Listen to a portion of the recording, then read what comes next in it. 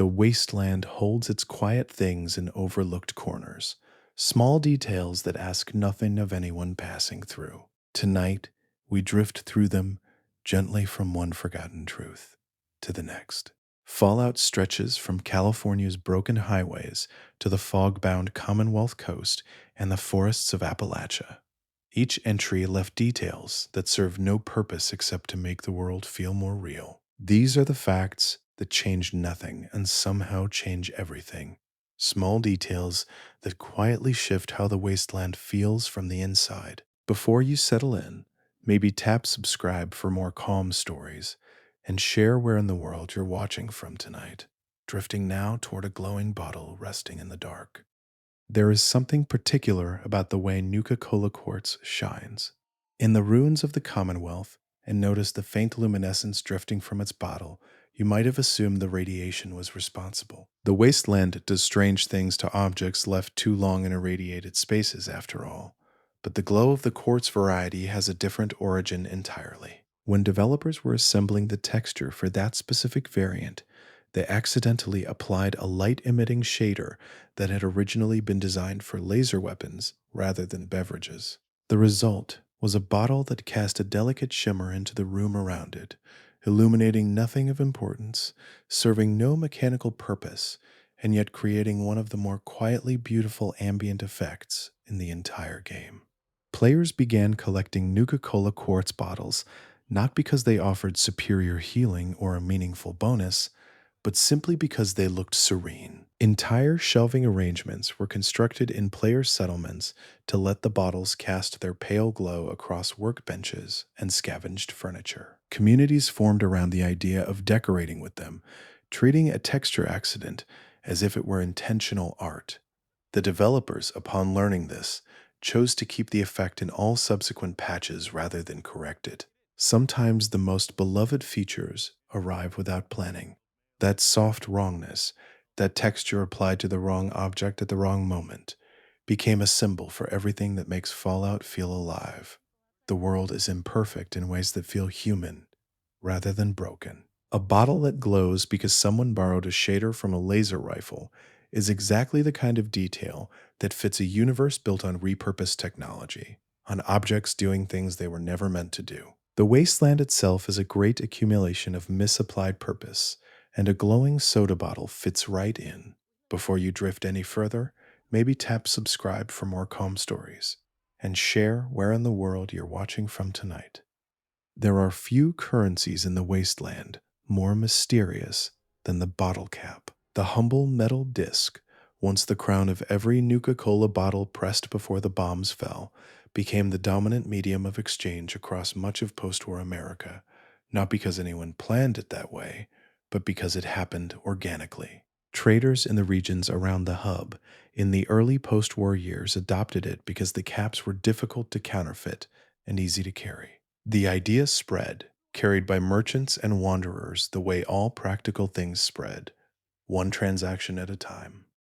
What most players never notice is that the physical appearance of the bottle cap changes subtly across the games. In the version found throughout the Capital Wasteland, the caps have a slightly thinner rim and a lighter stamp around the edge. In the Commonwealth version, encountered 200 years after the same war, the rim is marginally thicker and the indentations around the edge run in the opposite direction. In Appalachia, the pattern shifts again in ways that are nearly imperceptible during normal exploration. These changes carry no mechanical consequence and likely emerged from artists redesigning the model independently for each new game.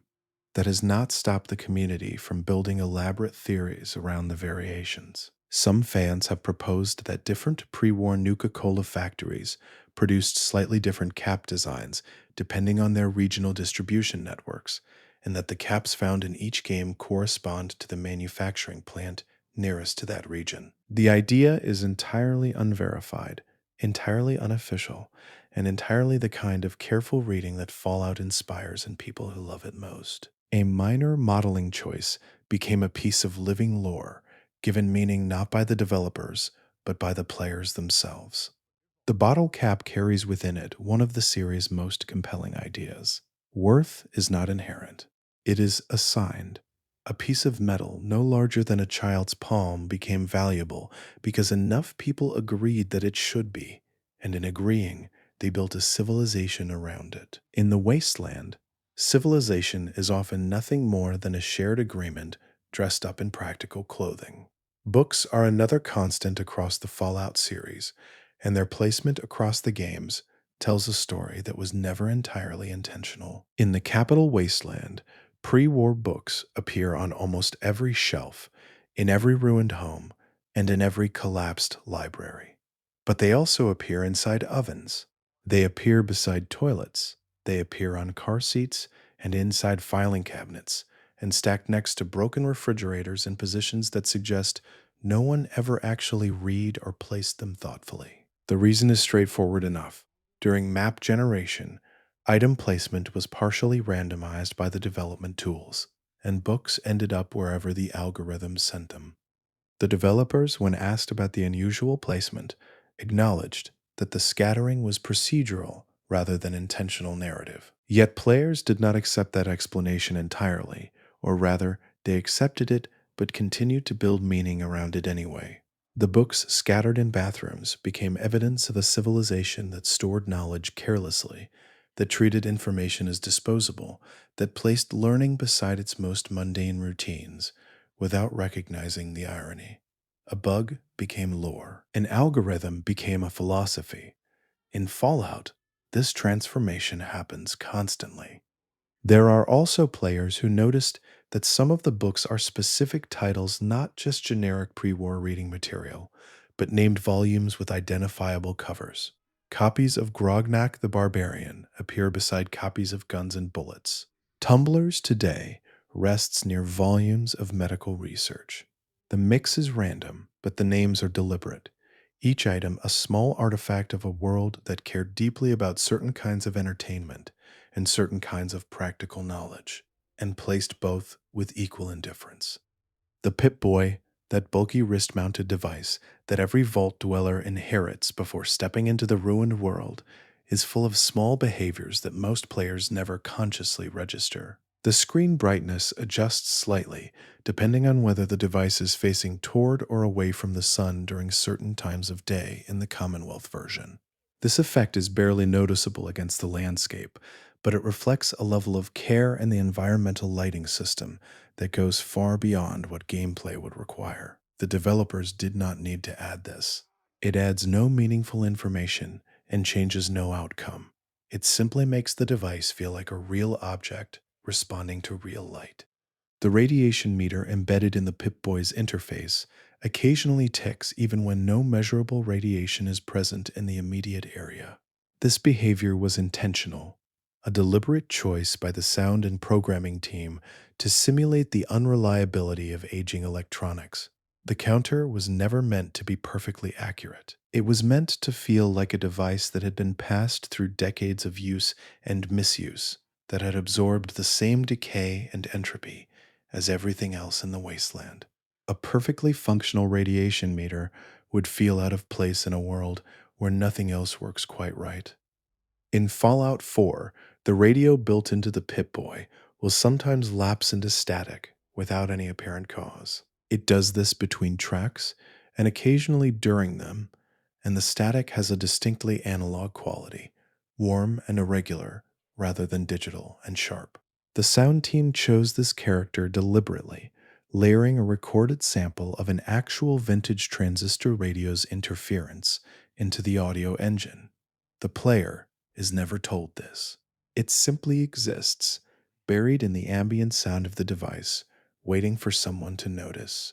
These three small behaviors, the shifting screen, the ticking counter, and the occasional static, combine to give the Pip-Boy something rare in games.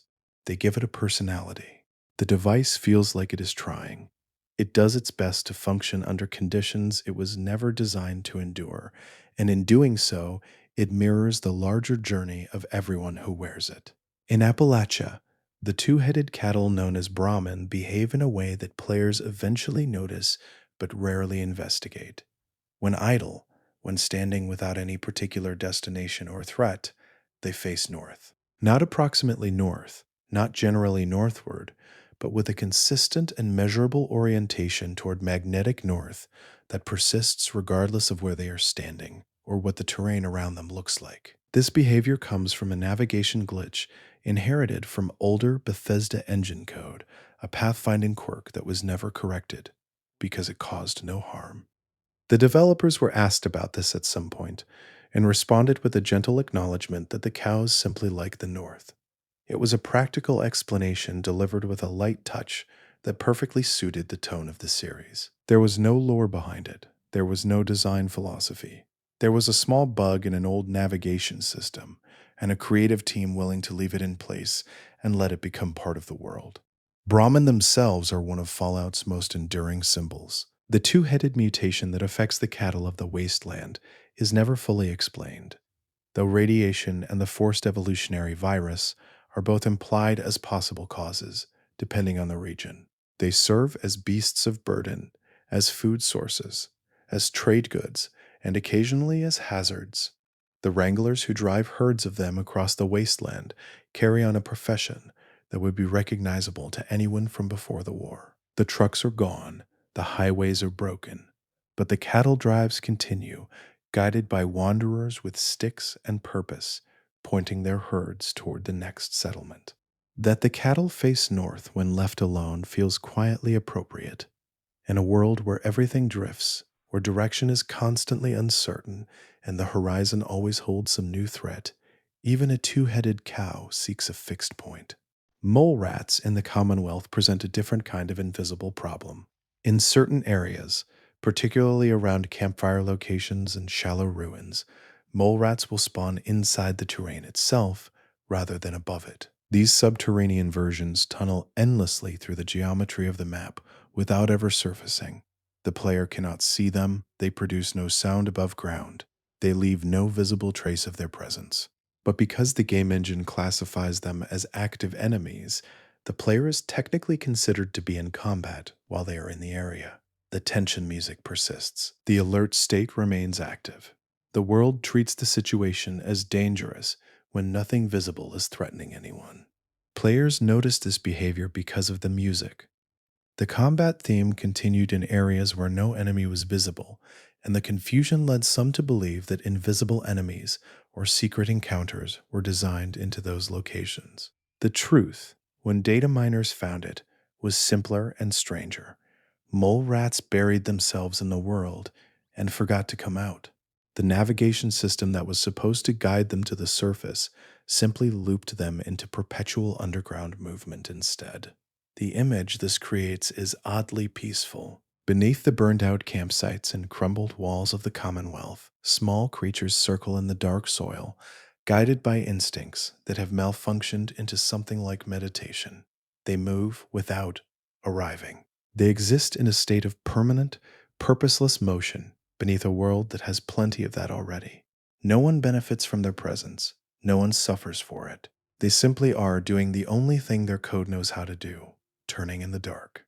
The bloatfly is one of the oldest recurring creatures in the series, appearing in the original Fallout before evolving through each subsequent entry into a fixture of the wasteland environment. It is aggressive, persistent, and moderately irritating, which is precisely the role it was always meant to fill. What is less commonly known is that the bloatfly's wings beat at a speed that is physically impossible for an insect of its modeled size. The wings move too fast, the body is too large. By the logic of aerodynamics, the bloatfly should not be able to fly at all. This was deliberate. According to design notes from the team that worked on the creature in Fallout 3, the wing animation speed was intentionally exaggerated beyond what would be realistic, because the result was more unsettling. A fly that moves at a natural pace is merely a nuisance. A fly whose wings blur into impossible speed feels wrong in a way that is difficult to articulate, which made it a more effective enemy in the context of the irradiated wastes. The decision carried forward into every subsequent game, cementing the bloatfly as a creature that exists in defiance of physics. In some ways, this is fitting. The bloatfly was shaped by radiation into something that should not work, and yet it works perfectly well. It represents something the series returns to often: The idea that survival in the wasteland does not require adherence to the rules that organize the world before the bombs. Things that should not function continue to function. People who should not have survived continue to survive. The bloatfly, impossible in its flight, is a small symbol of that persistence. The Deathclaw is the series' most iconic creature, a towering blade-clawed predator that has been stalking players since the first game and has evolved across every entry into something more layered than its initial presentation suggested. Early designs emphasized pure threat. Later versions introduced intelligence, family behavior, and eventually even a form of social structure. But one of the most memorable things about the Deathclaw has nothing to do with its lore at all. It has to do with the sound of its roar. The roar that players hear in the Commonwealth is a composite of three separate recordings, layered together and processed extensively. A lion's vocalization was combined with an alligator's low territorial call, and the resulting blend was slowed to 80% of its original speed before being fed through a pitch-shifting process that deepened and widened the sound. The product is something that cannot be precisely identified as any known animal, which was the intention. The roar needed to feel like something the world had never contained before the war, and now had no name for. That same creature, capable of that sound, is distracted by teddy bears. Players discovered this behavior through experimentation, finding that dropping a stuffed toy near a deathclaw would cause the creature to pause its pursuit and investigate the object. The behavior was confirmed as intentional, though the reason given was simply that the Deathclaw's AI was designed to respond to novel objects placed in its path. The bear was never specified as a trigger. It was simply small, soft-looking, and out of place, which was apparently enough.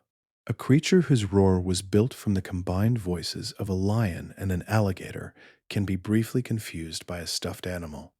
This is perhaps the most Fallout fact in the entire series. Immense, terrifying, and inexplicably susceptible to the domestic charm of a toy. Food items in Fallout have always occupied a strange middle ground between sustenance and comedy. The series is populated with snack foods and canned meals that have survived the nuclear war in sealed packaging, and their descriptions and labels carry a running commentary on the nature of pre-war consumer culture and the survival of corporate branding long after the companies that made them have crumbled to nothing. The Fancy Lads snack cakes in the Mojave Wasteland carry a label listing their calorie content as 0. This is written with a straight face, presented as if it were factual nutritional information on a product that has been sitting in an irradiated environment for over 2 centuries. The Sugar Bombs cereal boxes, a fixture of almost every game in this series, carry the slogan that describes them as part of a balanced apocalypse. This phrase appears nowhere that dialogue explicitly points to, buried on the box for anyone who reads inventory descriptions carefully. The Salisbury steak, which appears in nearly every game and is one of the most commonly found food items in the series, lists different ingredients depending on which entry you find it in. In the capital Wasteland, it claims to contain beef. In the Commonwealth, the ingredient list has been updated to say only meat product, a phrase that conveys significantly less confidence than beef, while technically remaining accurate. In Appalachia, the label has been simplified even further to read only edible material, a description so stripped of detail that it says almost nothing except that someone, at some point, made the judgment that the contents were safe to consume. The progression across games tells a small story about the gradual erosion of standards. The original manufacturers were proud enough to say beef. By the time the text was rewritten for a later game, confidence in the specific contents had dropped to material. The apocalypse did not change the packaging. It only changed what anyone was willing to claim was inside. Among the most quietly extraordinary facts in the series involves the sound design of landmines in Fallout 4.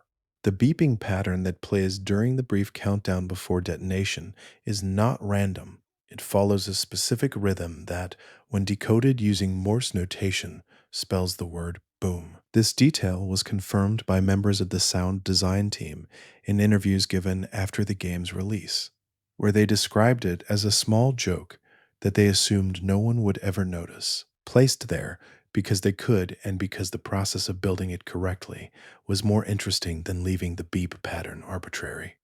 Few players ever register the pattern consciously. The time between triggering a mine and its detonation is too short for deliberate analysis, and the mechanical urgency of the moment overrides any inclination to listen carefully. But the pattern is there for anyone who records it and examines it at reduced speed. The letters arrive in order, unhurried, perfectly timed. The mine is, in a small way, announcing itself. The same team hit a companion detail in the vault door sequences. When a vault tech door opens throughout the Commonwealth, the mechanical hum that accompanies the unlocking process follows a tonal pattern that corresponds to the digits of the vault number in question. Vault 111's door plays one low hum followed by three higher tones, a sequence that reads as 1, 1, 1 in the pitch pattern. The effect is barely perceptible at normal playback speed, but it exists in the audio file with the same precision as the Morse sequence in the mine. Together, these two choices suggest a team that spent considerable effort on jokes that no one would hear, on patterns no one would decode, on the pleasure of embedding meaning in places where no one was looking. This is a kind of craftsmanship that has nothing to do with the game's critical success or its commercial performance. It is simply the pleasure of hiding something well, of knowing that years later someone patient enough might find it. The billiard tables found in the bars and rec rooms of Fallout New Vegas carry a texture limitation that becomes apparent only at extremely close range. Each ball on the table appears numbered when viewed from a reasonable distance, the numbers printed on their surfaces in the manner of a standard pool set. But when a player moves close enough to examine the balls in detail, the resolution of the texture collapses. The numbers lose their definition. The distinct colors merge into muddy approximations of themselves. At close range, every ball on the table looks identical. This is not a narrative detail.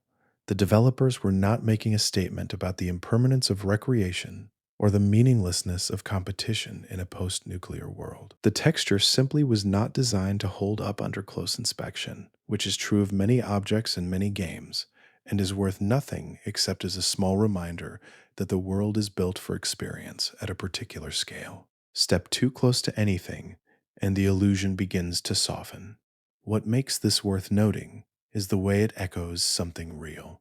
The wasteland is full of things that hold up at a distance, settlements that look orderly from the road, factions that sound principled in their broad declarations, ideologies that seem coherent until you spend enough time living inside them. Fallout has always been interested in the gap between how things appear and what they are, and the billiard table, with its indistinguishable balls, offers a tiny, unintentional reflection of that theme. In the development files of Fallout 4, every single broom in the game is labeled internally as a cleaning sword.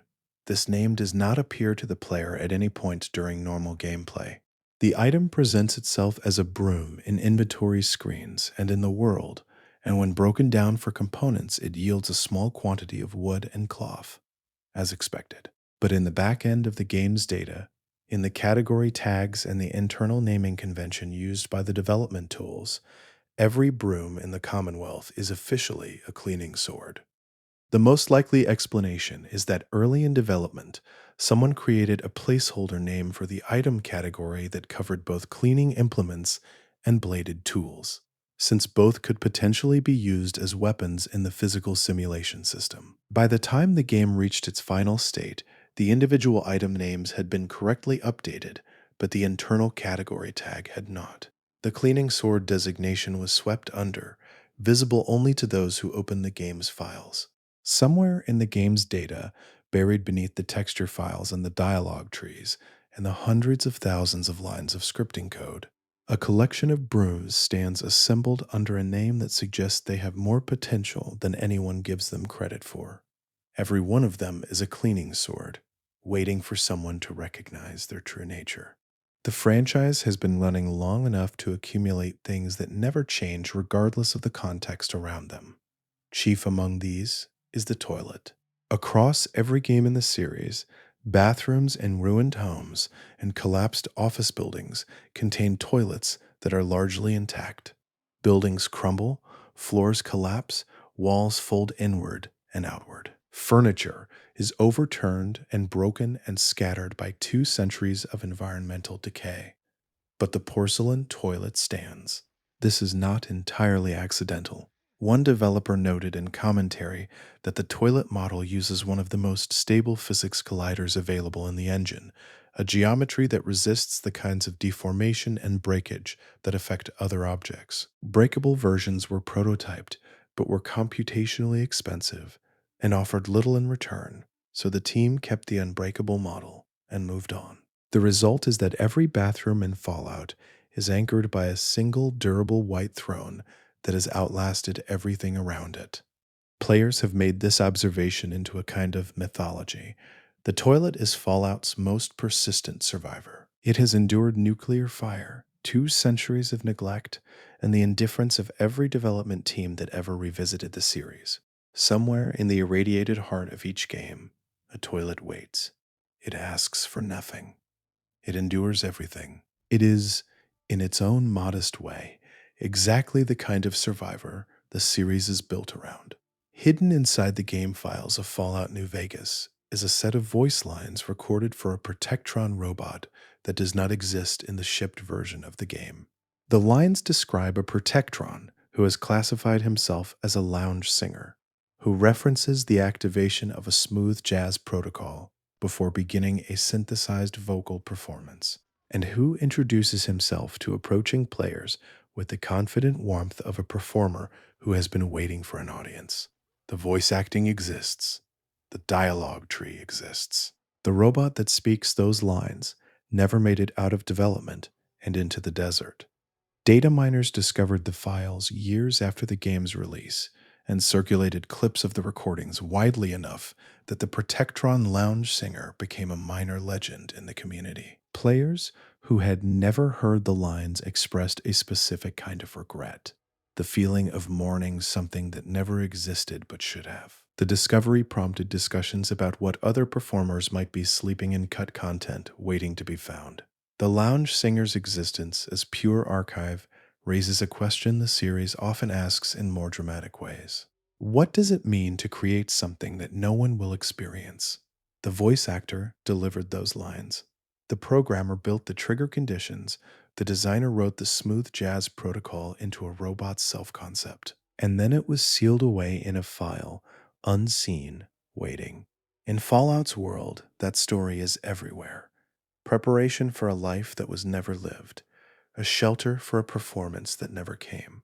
Galaxy News Radio in the capital Wasteland was one of the early Fallout 3 features that players engaged with the most deeply, tuning in not just for the music, but for Three Dogs commentary, which shifted in response to the player's actions in the main quest. The station existed as a radio signal in a ruined world, a reminder that someone out there was still trying to communicate. Its static, the crackling interference between songs and announcements, was ambient sound generated by overlapping audio layers.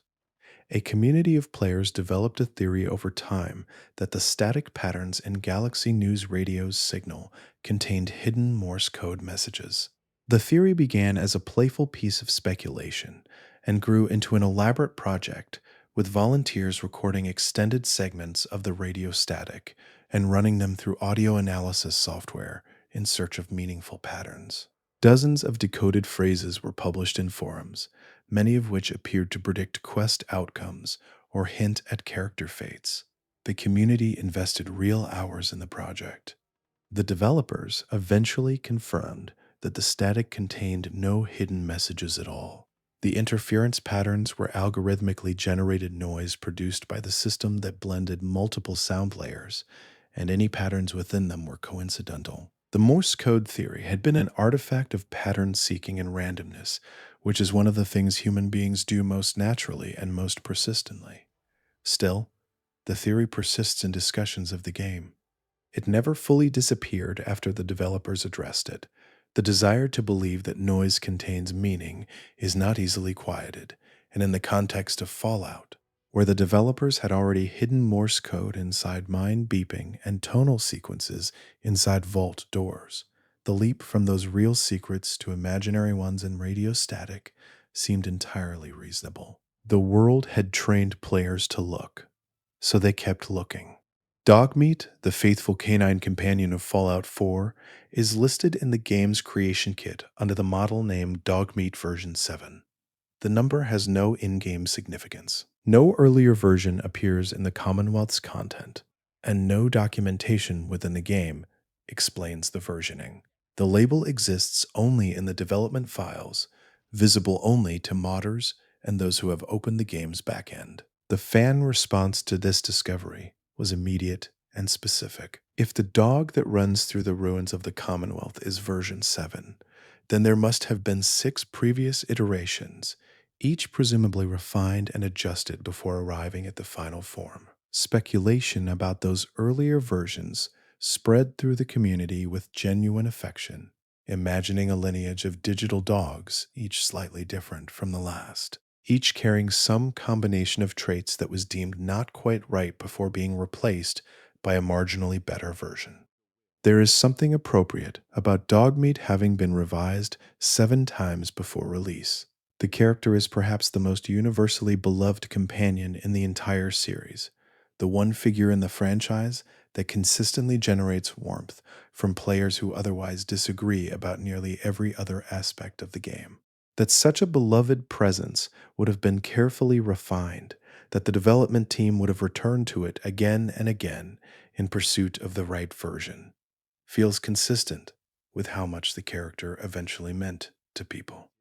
All 6 imaginary predecessors remain invisible. Only version 7 made it out of the vault. The pencil is an object that appears in enormous quantities across every Fallout title, following the original games, and its presence is almost entirely without purpose. Pencils can be picked up from desks and shelves and the floors of abandoned offices, carried in inventory, and eventually broken down for small amounts of wood and lead. Neither material is particularly scarce given the other sources available, which means that collecting pencils is a logistical choice that offers almost no meaningful benefit. Players have collected them anyway. The pencil has become a symbol of the junk economy that Fallout's crafting system introduced, a category of object so abundant and so marginally useful that carrying them feels simultaneously irrational and oddly comforting. Entire storage rooms in player settlements have been dedicated to pencil collections, floor to ceiling, organized by nothing except their presence. The joke that the apocalypse must have been sponsored by a stationery company has appeared in countless community discussions about inventory management. What is easy to overlook about the pencil is what it says about the world that made it. The pre-war civilization that Fallout depicts was one of enormous material production, of manufacturing so efficient and distribution so thorough that hundreds of years after the collapse, its products still fill every drawer and shelf of every surviving building.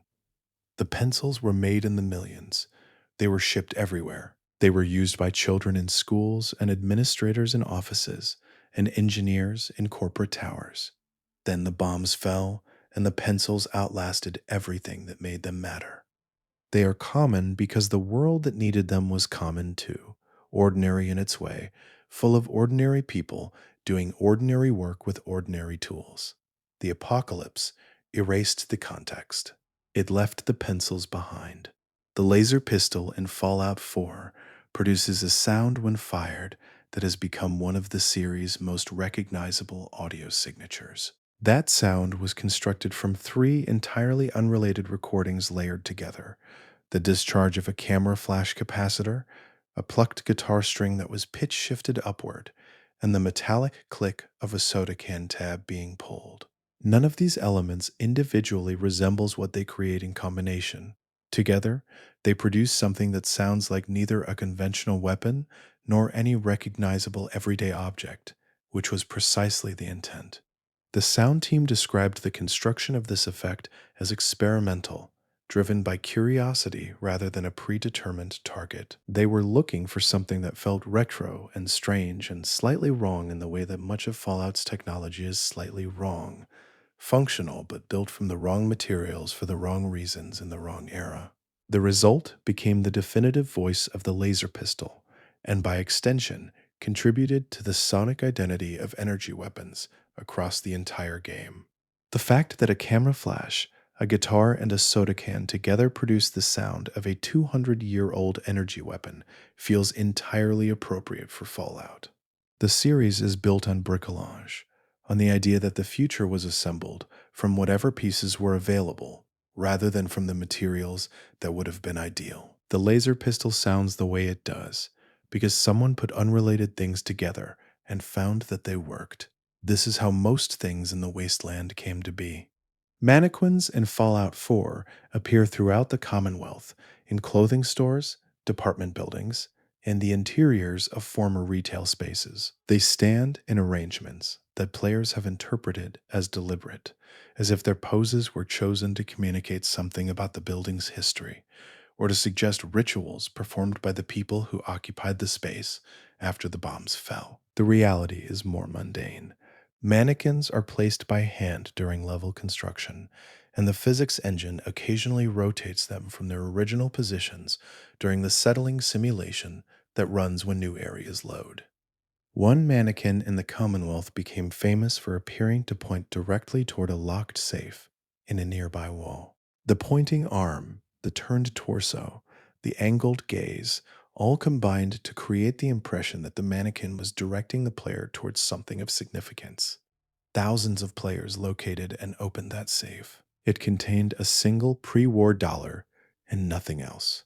The mannequin was not pointing. The mannequin had simply ended up in that position through a combination of initial placement and subsequent physics drift. Its arm extended toward the wall in the same way it might have extended toward anything. The mannequin continues to point at the safe. It will always point at the safe. Nothing in the game changes this, and no one has gone back to correct it.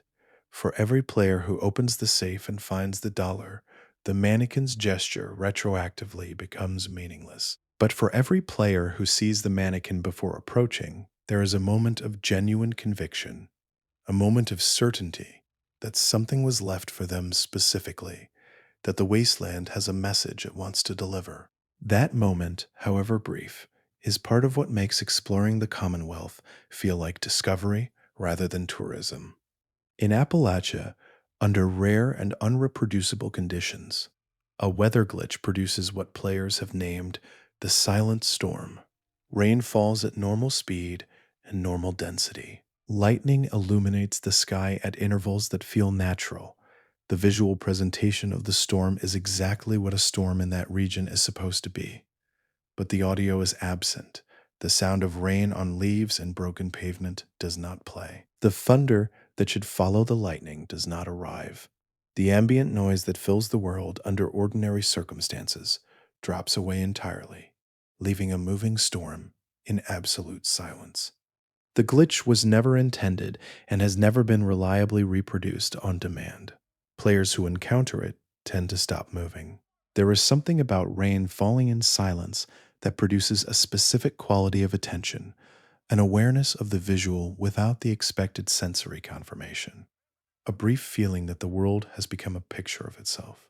Players who have documented the glitch describe staying inside it for as long as it lasts, watching the lightning move across the sky without sound, watching the rain fall on terrain that no longer makes a sound, feeling strangely calm. The audio engine occasionally decouples weather sounds from weather visuals under certain load conditions, and when this happens, the storm becomes something other than what it was designed to be. It becomes quieter. It becomes more. The developers did not build a tool for stillness into their weather system, but the system accidentally found one, and the players who encountered it recognized the accidental gift for what it was. Pre-war newspapers in Boston are scattered across the city in enormous quantities. They appear on newsstands and in gutters and folded beneath windshield wipers and pressed flat against curbs by 200 years of weather. Each newspaper has a visible headline, and the first few stories are rendered with enough detail to be readable. But the text that fills the body of each article, below the headline, is not actual writing. It is lorem ipsum, the traditional placeholder text used in typesetting and design to fill space where real content has not yet been placed. The words say nothing. They repeat in predictable patterns that anyone familiar with the placeholder will immediately recognize. These newspapers lie in every street corner of pre-war Boston. They were printed by the millions, distributed before dawn by trucks that no longer exist, delivered to addresses whose residents no longer breathe. The headlines matter enough to be readable. The stories beneath them do not matter enough to have been written. This is perhaps an honest characterization of how most news has always functioned, with the declaration carrying most of the meaning and the substance existing mainly to justify the headline's presence. The developers faced a practical constraint that the community eventually turned into quiet poetry. They needed newspapers that looked like newspapers without spending the time to write actual newspaper articles for every instance of every paper in the city. The placeholder made sense as a solution.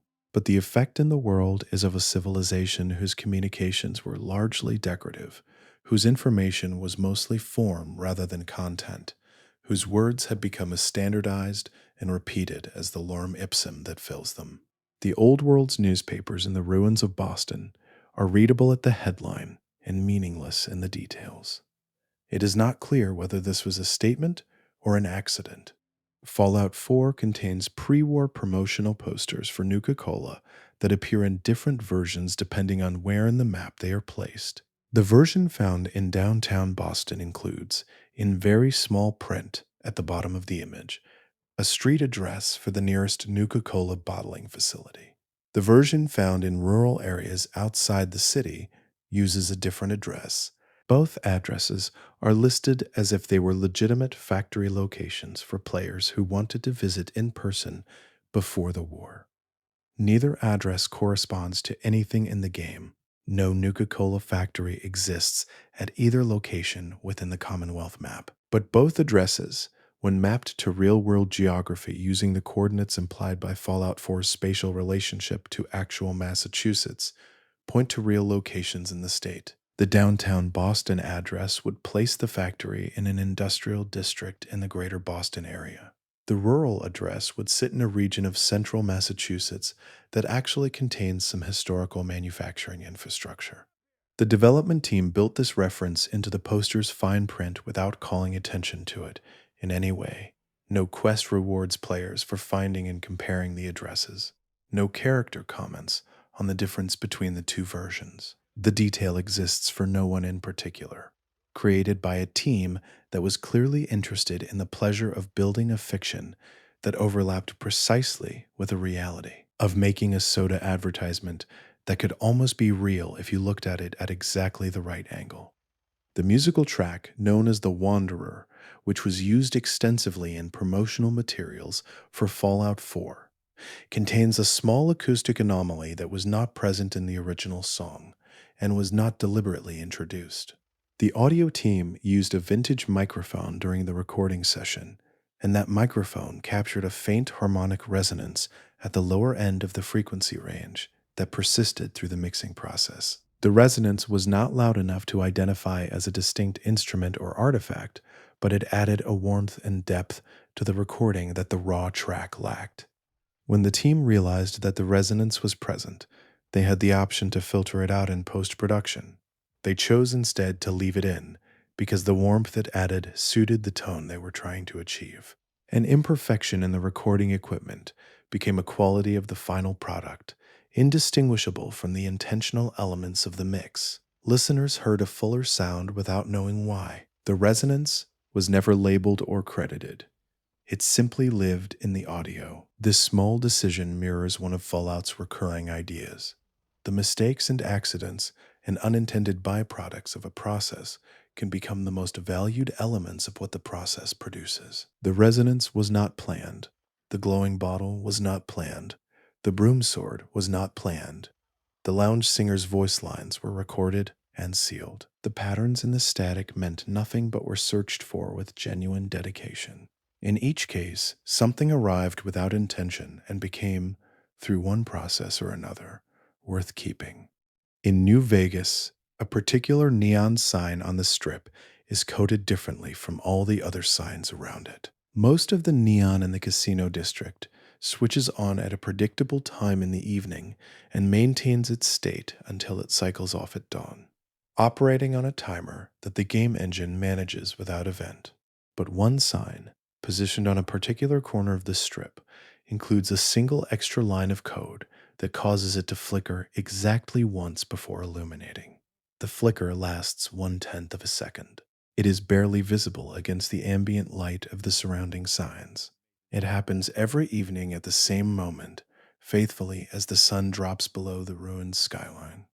The developer who added this line described the choice as an attempt to simulate the behavior of an aging electrical system. Most electrical signs in the modern world start cleanly. A sign that has been running on degraded power infrastructure for 200 years would have imperfections in its ignition sequence, a brief hesitation, while the current found its path. The single flicker was that hesitation, built into one sign and only one sign, because adding it to every sign would have seemed redundant, and because one was enough to make the point.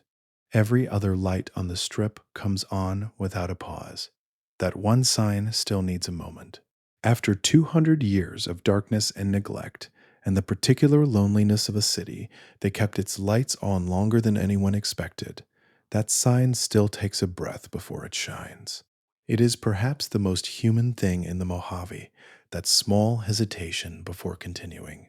The vending machines of Appalachia contain a glitch that the development team at one point referred to informally as the generosity bug. Under specific conditions, when two players interact with the same vending machine at precisely the same moment, the machine dispenses two of the selected item rather than one. The duplication effect produces no meaningful imbalance in an economy already governed by scarcity and exploration, and in most cases, the second item is received as a pleasant surprise rather than a notable advantage. The team made a deliberate choice not to fix this glitch when it was discovered. The interaction required to trigger it was rare enough that it would not be consistently exploitable, and the reaction players had when it happened was consistently positive. The machine's unexpected second offering became a small celebration, a moment of unexpected abundance in a world designed around measured scarcity. The generosity bug, once named, was treated as a feature rather than an error. There is a tradition in Fallout of errors becoming features, and the generosity bug follows that tradition. A vending machine that occasionally decides to be more giving than its programming intended is entirely in keeping with the series' history of accidental kindness. The Wasteland does not offer much in the way of surplus. When it does, the impulse to name the surplus generosity rather than malfunction says something about the relationship players have with the world and the things that happen within it. Fallout 4's water surfaces, particularly the larger bodies of water in the Commonwealth, contain a visual anomaly that appears under specific lighting conditions at dawn. Standing near a lake or river at the moment the sun clears the horizon, a player who looks at the water's reflection for long enough will sometimes see a circular shimmer moving slowly across the surface. It moves at a constant speed, maintaining its circular shape, advancing and dissolving as it crosses the water. The shimmer is not caused by wind or by the water's movement simulation. It is produced by invisible lighting spheres, objects used by the engine to project light across surfaces that occasionally become misaligned with their intended positions and end up casting their light downward through the water rather than across it. The reflection of these invisible spheres produces the circular shimmer. It is a technical error with no intended visual function. The team that noticed the glitch before Ship decided to leave it in because the shimmer resembled gentle morning waves, the kind of light movement that plays across water in the early hours of a clear day before wind and traffic disturb the surface. An invisible lighting error was producing, by accident, one of the quieter and more beautiful visual moments available in the game. The decision to preserve it was straightforward. Not everything that works by accident is less valuable for having done so. The fusion generators that appear throughout the Fallout universe emit a constant low hum when active, a sound that is immediately recognizable across every game in the series. What is not commonly known is that the pitch of this hum varies depending on the geographic region in which a generator is found. The difference between regional pitch values is small enough that most players never consciously register it, but the variation is consistent and intentional.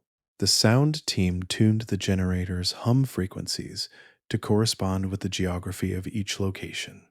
In mountain regions, the hum is pitched lower, carrying the quality of something large and slow working against elevation. Near coastal areas, the pitch rises slightly, suggesting a machine that has absorbed the frequency of the environment around it. The distinction between these pitches is subtle enough that players who move between regions will not notice the change as change. They will only experience the coastal generator as slightly different from the mountain generator without being able to articulate why. The sound team built this detail in because they were interested in the idea that machines respond to where they are, that equipment left long enough in a particular environment takes on something of that environment's character. This is not a principle of engineering. Fusion generators do not actually absorb geographic frequency, but it is a principle of craftsmanship, the idea that even a hum should belong to the world it comes from, that sound, like everything else in the wasteland, should feel like it grew there.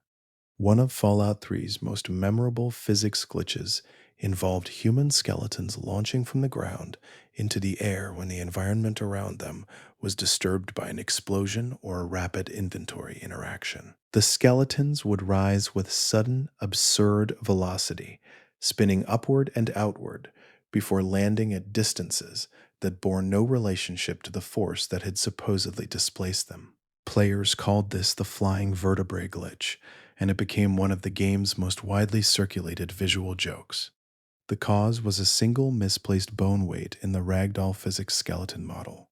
One small numeric value was set incorrectly, causing a disproportionate force response whenever certain physics events occurred. Correcting the error would have required rebuilding the skeleton weights for hundreds of individual skeleton instances distributed across the capital wasteland, a process that would have taken considerable time for a result that most players would never consciously notice was different.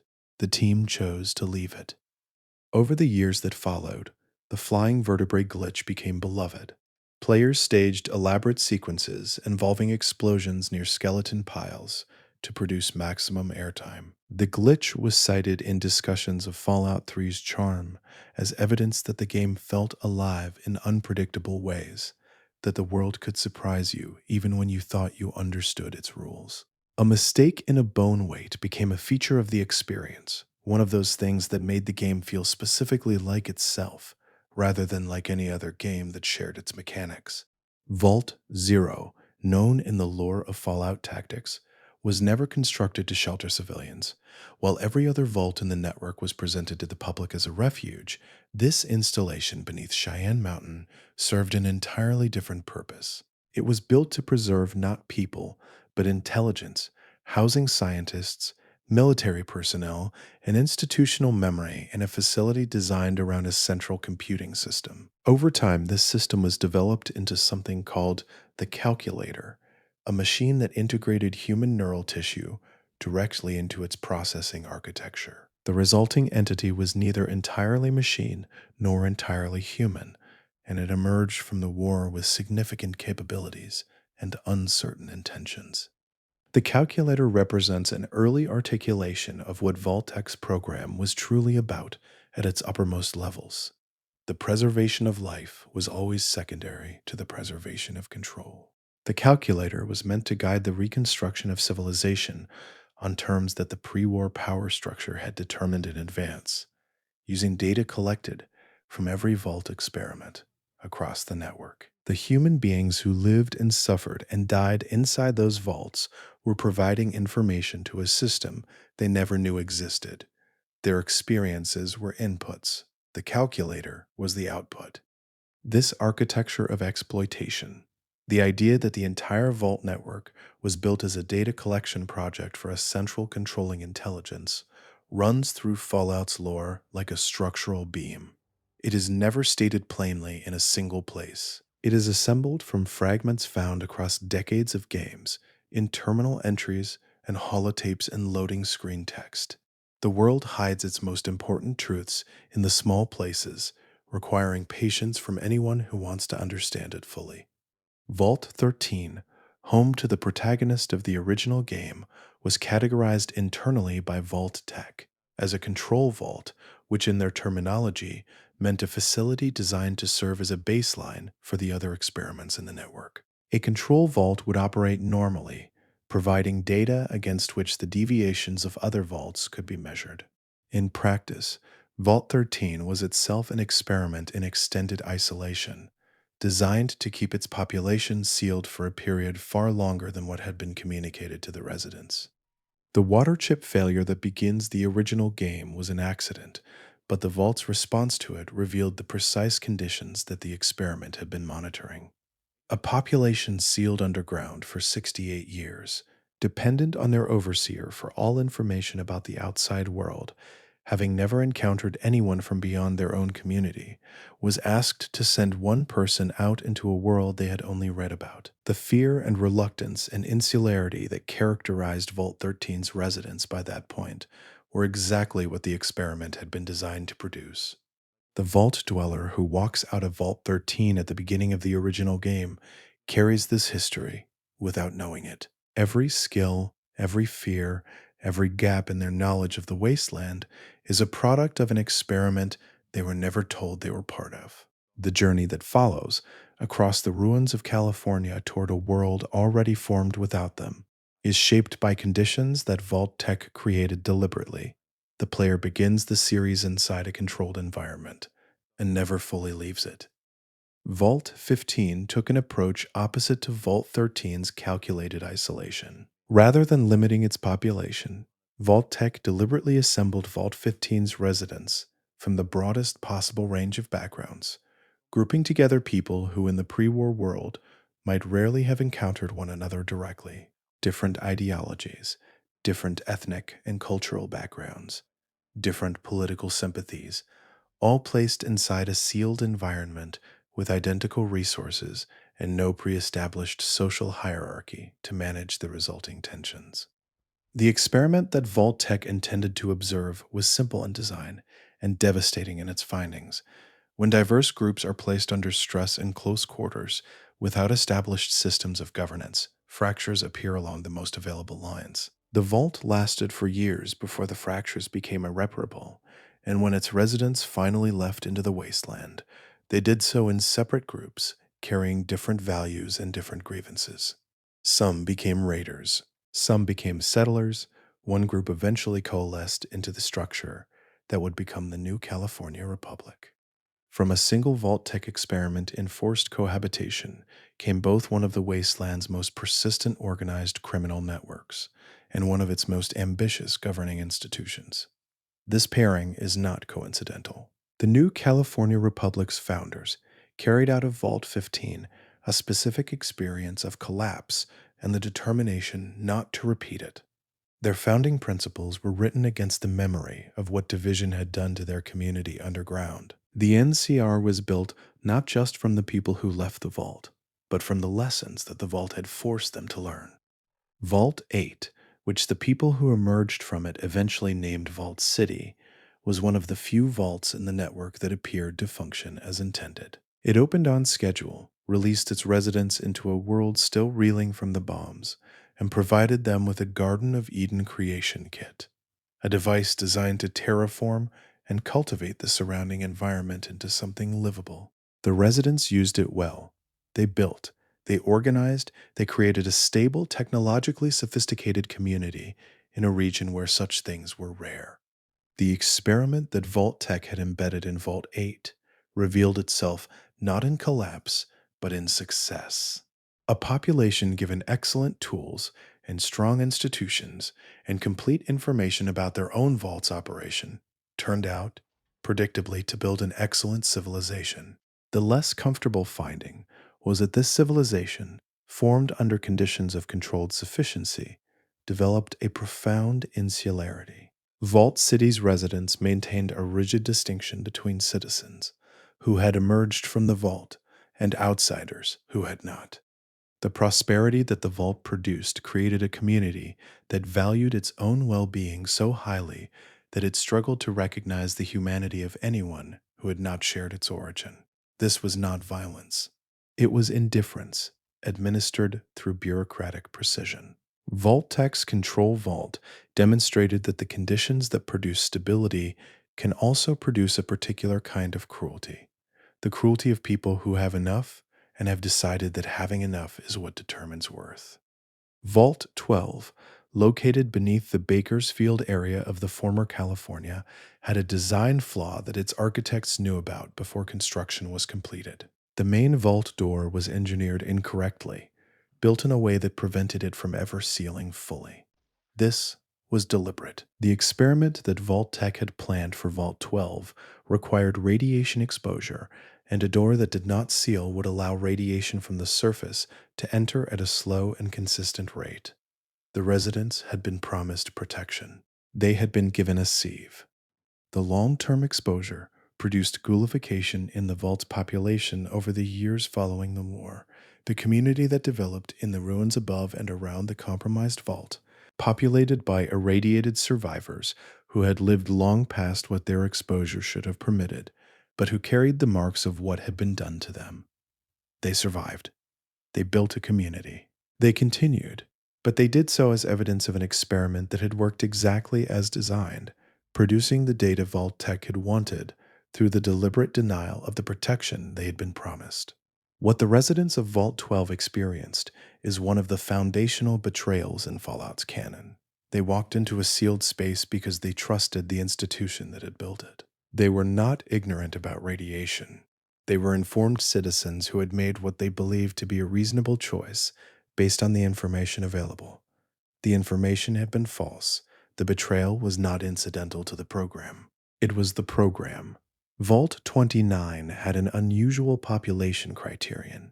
Vault Tech's experiment required that all residents admitted to the vault be 16 years of age or younger. Adults accompanying children to the vault door were turned away, and if records from the time can be trusted, this was done without any particular gentleness. The children were taken inside, their families were not, and the vault was then managed not by human adults, but by a Zax supercomputer named Zax 1.2, which served as the overseer and primary authority for the population that grew up inside. The experiment was designed to observe how a generation of children, raised entirely under the guidance of a machine rather than adults, would develop, what values they would form, what social structures they would build, what they would understand about the world they had been born into, and the world outside the door they had never opened. The Zax unit provided education, food management, environmental controls, and what passed for emotional guidance. It was thorough in its functions and incapable of the things children actually needed from caregivers. The generations that grew up in Vault 29 came out shaped by something that had never been human. Their frame of reference for authority was a machine. Their understanding of care was algorithmic. Their social behaviors were, in certain respects, more orderly than those of other Vault populations, and in other respects, more alien. Vault Tech had produced, over the course of several generations, people who functioned well in systems and poorly in the ambiguous relational spaces that human societies actually run on. The experiment succeeded in its own narrow terms. The cost was harder to quantify. Vault 11 presented its residents with a specific and terrible ritual from the moment the overseer system engaged. Once each year, the vault's inhabitants were required to vote one person from among themselves to enter a sealed chamber at the heart of the facility. The person who entered the chamber did not return. No information was provided about what happened to them. The residents were told only that if they failed to send someone, the vault's life support systems would be terminated and everyone inside would die. They were given no evidence that this threat was real and no reason to believe it was not. The vault ran for decades on this principle. The annual vote became the central political event of a sealed community that had no elections for anything else. Alliances were formed and broken around it. Power was organized according to who could protect their supporters from selection. The community developed factions whose entire purpose was mutual protection against the sacrifice, and these factions eventually became violent. By the time an outside party reached the vault, the population had largely destroyed itself. Not from the sacrifice itself, but from everything the sacrifice had required the community to become in order to survive it. The great secret of Vault 11, the information sealed inside the chamber, was that no sacrifice had ever been necessary. The requirement was a test. The overseer system was monitoring whether the residents would refuse, whether anyone in any generation would stand collectively against the demand and choose mutual consequence over individual sacrifice. This had been the experiment from the beginning. At what point does a community refuse to harm its own members, even under an existential threat? The answer that Vault 11 produced was that communities under sufficient pressure will harm their own members almost indefinitely before refusing. That data, delivered through generations of suffering, was the experiment's conclusion. Vault 19 in the Mojave divided its population into two distinct groups from the moment of admission. One group was assigned to live in the red section of the vault. The other group lived in the blue section. Both sections were given identical resources, identical living conditions, and identical access to the vault's systems. The only difference was the color of the space they occupied. No explanation was given for the division. What Vault Tech was measuring was how quickly and how completely a population would construct meaning from an arbitrary distinction. The residents of the red section had no rational reason to distrust the residents of the blue section. They had been divided by nothing more than a color designation applied at random. But the absence of a real difference did not prevent the development of a perceived one. Over time, each group began to believe that the other section was receiving some advantage that was being withheld from them. Suspicion grew in a sealed environment with no evidence to feed it and no information to correct it. The vault eventually collapsed along its original division lines. When the door opened and survivors emerged into the Mojave, they carried with them a deep suspicion of arbitrary distinctions and a profound resentment toward anyone who had drawn a line between them and someone else. The powder gangers who later occupied the facility were shaped in part by this history. Their organizational habits marked by a long institutional memory of division and the grievances it generates. Vault 92 near Raven Rock was built for musicians. Sound engineers, composers, performers, and audio technicians were selected for its population. Gathered from the pre-war world's arts community and preserved in a facility that, from the outside, seemed designed to protect the cultural inheritance of a civilization about to end. The vault was furnished with instruments and recording equipment. The residents had the tools to continue making music underground. This was, or appeared to be, an act of preservation. The experiment embedded in Vault 92 used sound as its mechanism. The vault's audio systems were designed to deliver subliminal signals buried beneath the ambient noise of the facility. These signals were modeled on research into behavioral modification through audio stimulus, and their intended effect was to increase aggression in the population, testing the threshold at which cumulative audio exposure would destabilize the community. The musicians were selected because the experiment's designers believed that people with trained ears and sensitive relationships to sound would provide the cleanest data. The vault's population did eventually break down. The records left behind describe a community that deteriorated from within, with residents becoming increasingly agitated and eventually violent, without any visible external cause. By the time the bombs had long settled and the door stood open, the vault was a ruin. What had been preserved was not music or culture or the memory of beauty. What had been preserved was the data from an experiment in audio-based psychological manipulation, collected from people who had trusted that music was the thing the vault valued. The forced evolutionary virus, known as FEV, appears throughout the series as a central thread connecting many of its most significant events. The super mutants who populate every game in this series are the most visible consequence of the virus's spread. But the deliberate institutional history behind FEV's distribution is darker than the mutants themselves. Vault 87, situated in the capital Wasteland, was designed as a facility for controlled FEV exposure.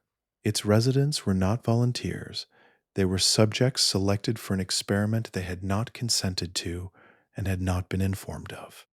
The forced evolutionary virus in the capital Wasteland was developed through a program that intersected with military research, corporate interest, and the Vault Network's broader agenda in ways that were never fully disclosed to any single stakeholder. The residents of Vault 87 were told they were going to a refuge. When the experiment was activated, they were exposed to a compound that transformed them. The resulting super mutants that emerged from the vault and spread into the capital Wasteland traced their origin to a human population that walked underground in good faith and never walked out again as human beings. The super mutants of the capital Wasteland are in this sense one of the most sustained consequences of Vault-Tech's program. Every raider they threaten, every settlement they descend upon, every player character they confront in the ruins of Washington carries within them the legacy of that experiment. They did not choose what they became.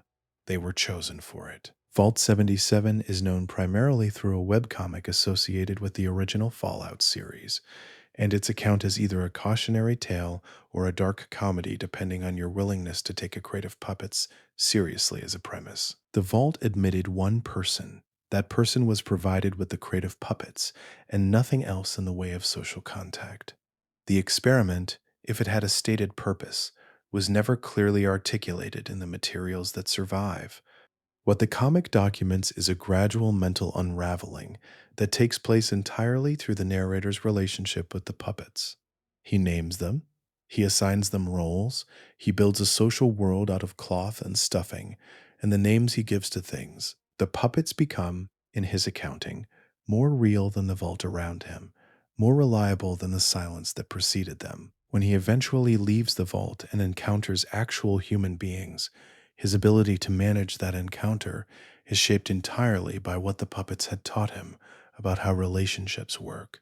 The Vault does not appear in any of the main series games as a location players can visit. Its story exists only at the edges of the canon, in the peripheral materials that expand the series without being quite essential to it.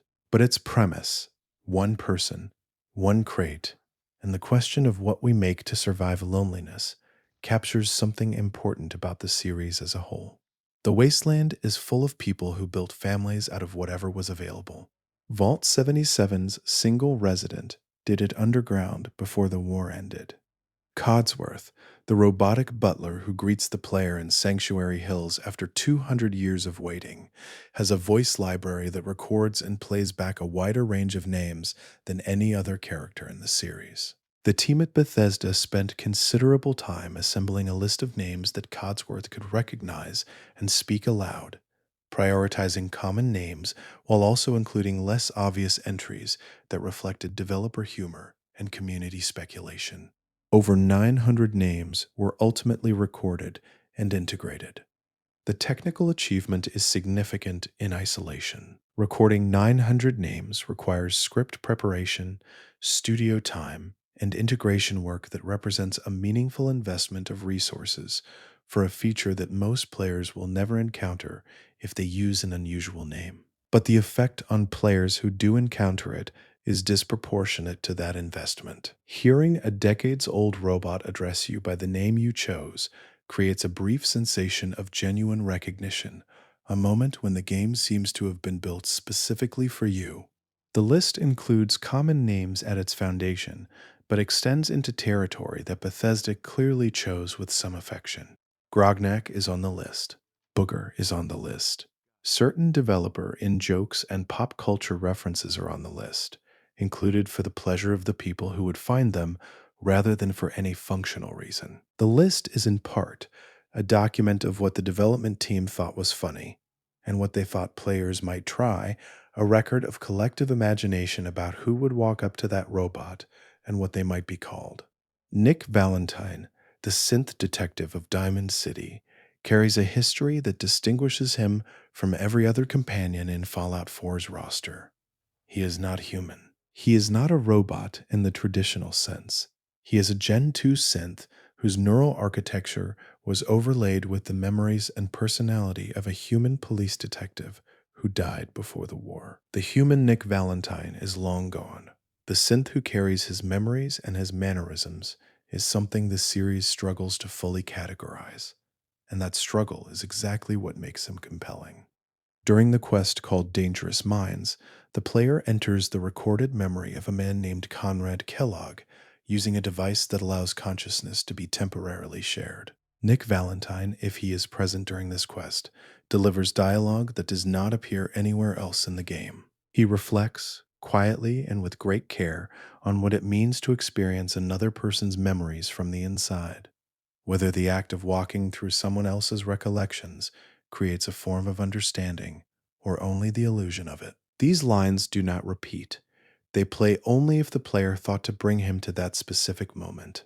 Players who did not bring Nick to the memory quest will never hear those lines in a standard playthrough. They exist in the game's dialogue files, fully recorded, waiting for a specific combination of choices and curiosity. This is one of the more elegant design decisions in Fallout 4's companion system. The idea that a companion's deepest thoughts are not delivered as a scheduled narrative moment, but as a reward for the particular arrangement of choices that puts them in the right place at the right time. Strong, the super mutant companion who joins the player in the Commonwealth, is built around a single conceptual frame. He is enormous, limited in his capacity for abstraction, and committed to the belief that the milk of human kindness, as he phrases it, is a real thing that the player can help him find. His quest, titled accordingly, sends the two of them through literary references and Shakespearean echoes in search of something that is never clearly defined and never quite found. What players less commonly encounter are Strong's conditional observations. When brought to libraries and provided with proximity to specific books, he makes comments about knowledge that reveal a dim but persistent curiosity beneath the bluntness of his presentation. He does not understand the books. He cannot read them in any meaningful way, but he responds to their presence as if he senses that they contain something significant, something related to the milk of human kindness that he cannot articulate but cannot dismiss. He even reacts to certain food items and consumables in ways that reflect a judgment about whether the behavior of eating them is human or not. These observations exist only for players who bring Strong to places they had no particular reason to bring him. A super mutant companion's literary sensitivity is not the kind of thing players search for, which is precisely why it was built. It exists for the player who wandered into the right library at the right time with the right companion and heard something unexpected from a direction they were not watching. Curie, who begins her journey in Fallout 4 as a Miss Nanny robotic unit sealed inside a medical bay in Vault 81 and ends it in a synth body equipped with human senses, has a set of dialogue responses that are available only after her companion quest is completed. Once she has a body capable of sensing the physical world, she occasionally comments on what she is experiencing with the specificity of someone encountering it for the first time. Raindrops against skin, the texture of sunlight on an arm, the particular temperature of the Commonwealth wind. These observations are not tied to quests or dialogue triggers in the traditional sense. They occur during general exploration, in the ambient space between events. A player wandering the ruins of Boston with Curie as a companion might hear her say something about the morning air or the feeling of the ground beneath her feet. The comment arrives without announcement and passes without resolution. She simply notices something and shares it. The humanity of these observations rests in their subject matter. Curie spent decades in a sealed vault as a machine, accumulating medical knowledge and practical competence while being unable to experience anything that was not data. The moment she acquires a body with working senses, the thing that matters most to her is not the medical capabilities or the combat efficiency. It is rain. It is sunlight. The series has always argued that what makes experience valuable is presence in it, and Curie, newly present in the physical world, demonstrates this with a thoroughness that is difficult to dismiss. Piper Wright, the journalist of Diamond City who writes under the paper she calls public occurrences, is known for her commentary on the Commonwealth's politics and her particular distrust of Mayor McDonough. What players encounter less frequently is her tendency to comment on the conditions of settlements when brought to them during exploration. These observations are not general, they are specific to the settlement's state, referencing the quality of its infrastructure or the mood of its residents, or the resources it seems to have available. The comments suggest a character who is always doing journalism, who cannot stop observing and evaluating the world around her, even when the Quest journal has moved on to something else.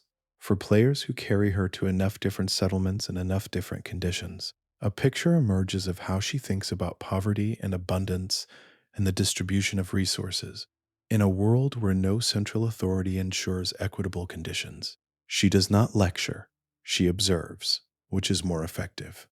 These lines are part of a broader system in Fallout 4, in which companions respond to the world through the lens of their particular perspective. The system works best when a player's exploration happens to align a companion with the circumstances most relevant to that companion's character. Players who never brought Piper to struggling settlements heard a different Piper than players who did.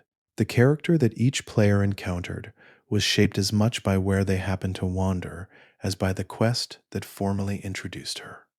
The Institute, Fallout 4's primary antagonist organization, is built around an idea that the game presents in careful balance. A group of scientists who genuinely believe they are working for humanity's future and whose methods are, by most measures, indefensible. The Institute's willingness to replace people with synthetic duplicates, to experiment on the surface population, to operate in complete secrecy without consent or accountability from the communities above them, is presented not as the behavior of villains who know they are villains, but as the behavior of people who have convinced themselves that their ends are so important that the means require no examination. Cut content found in the game's development files suggests that earlier versions of the Institute's storyline included more internal disagreement. Evidence of dialogue referencing factions within the Institute itself, groups of scientists who questioned the organization's methods from within, was found in files that were ultimately not used in the shipped version of the game. The simplified version presents the Institute as more unified in its purpose, which gives it coherence as an antagonist but removes some of the human texture that makes Fallout's factions compelling. What the cut content implies is that the developers were interested in a version of the Institute where the moral questions it raised were contested internally as well as externally, where players could find allies within the institution who were working toward a different approach. The shipped version asks the player to make a choice about the Institute from the outside. The version that existed in those files would have asked them to make that choice from somewhere messier. The Railroad, the underground network of activists dedicated to securing freedom for synthetic humans, is one of Fallout 4's most morally interesting factions. It operates in secrecy, using codes and dead drops and a network of safe houses to move synths away from the Institute. And its members carry the particular exhaustion of people who have been doing dangerous work for a long time in the knowledge that it will probably never be enough. The faction's commitment to synth autonomy is clear. Its methods are sometimes brutal, and the game does not shy away from this. Development files contain suggestions that the Railroad was intended to have more visible internal fractures.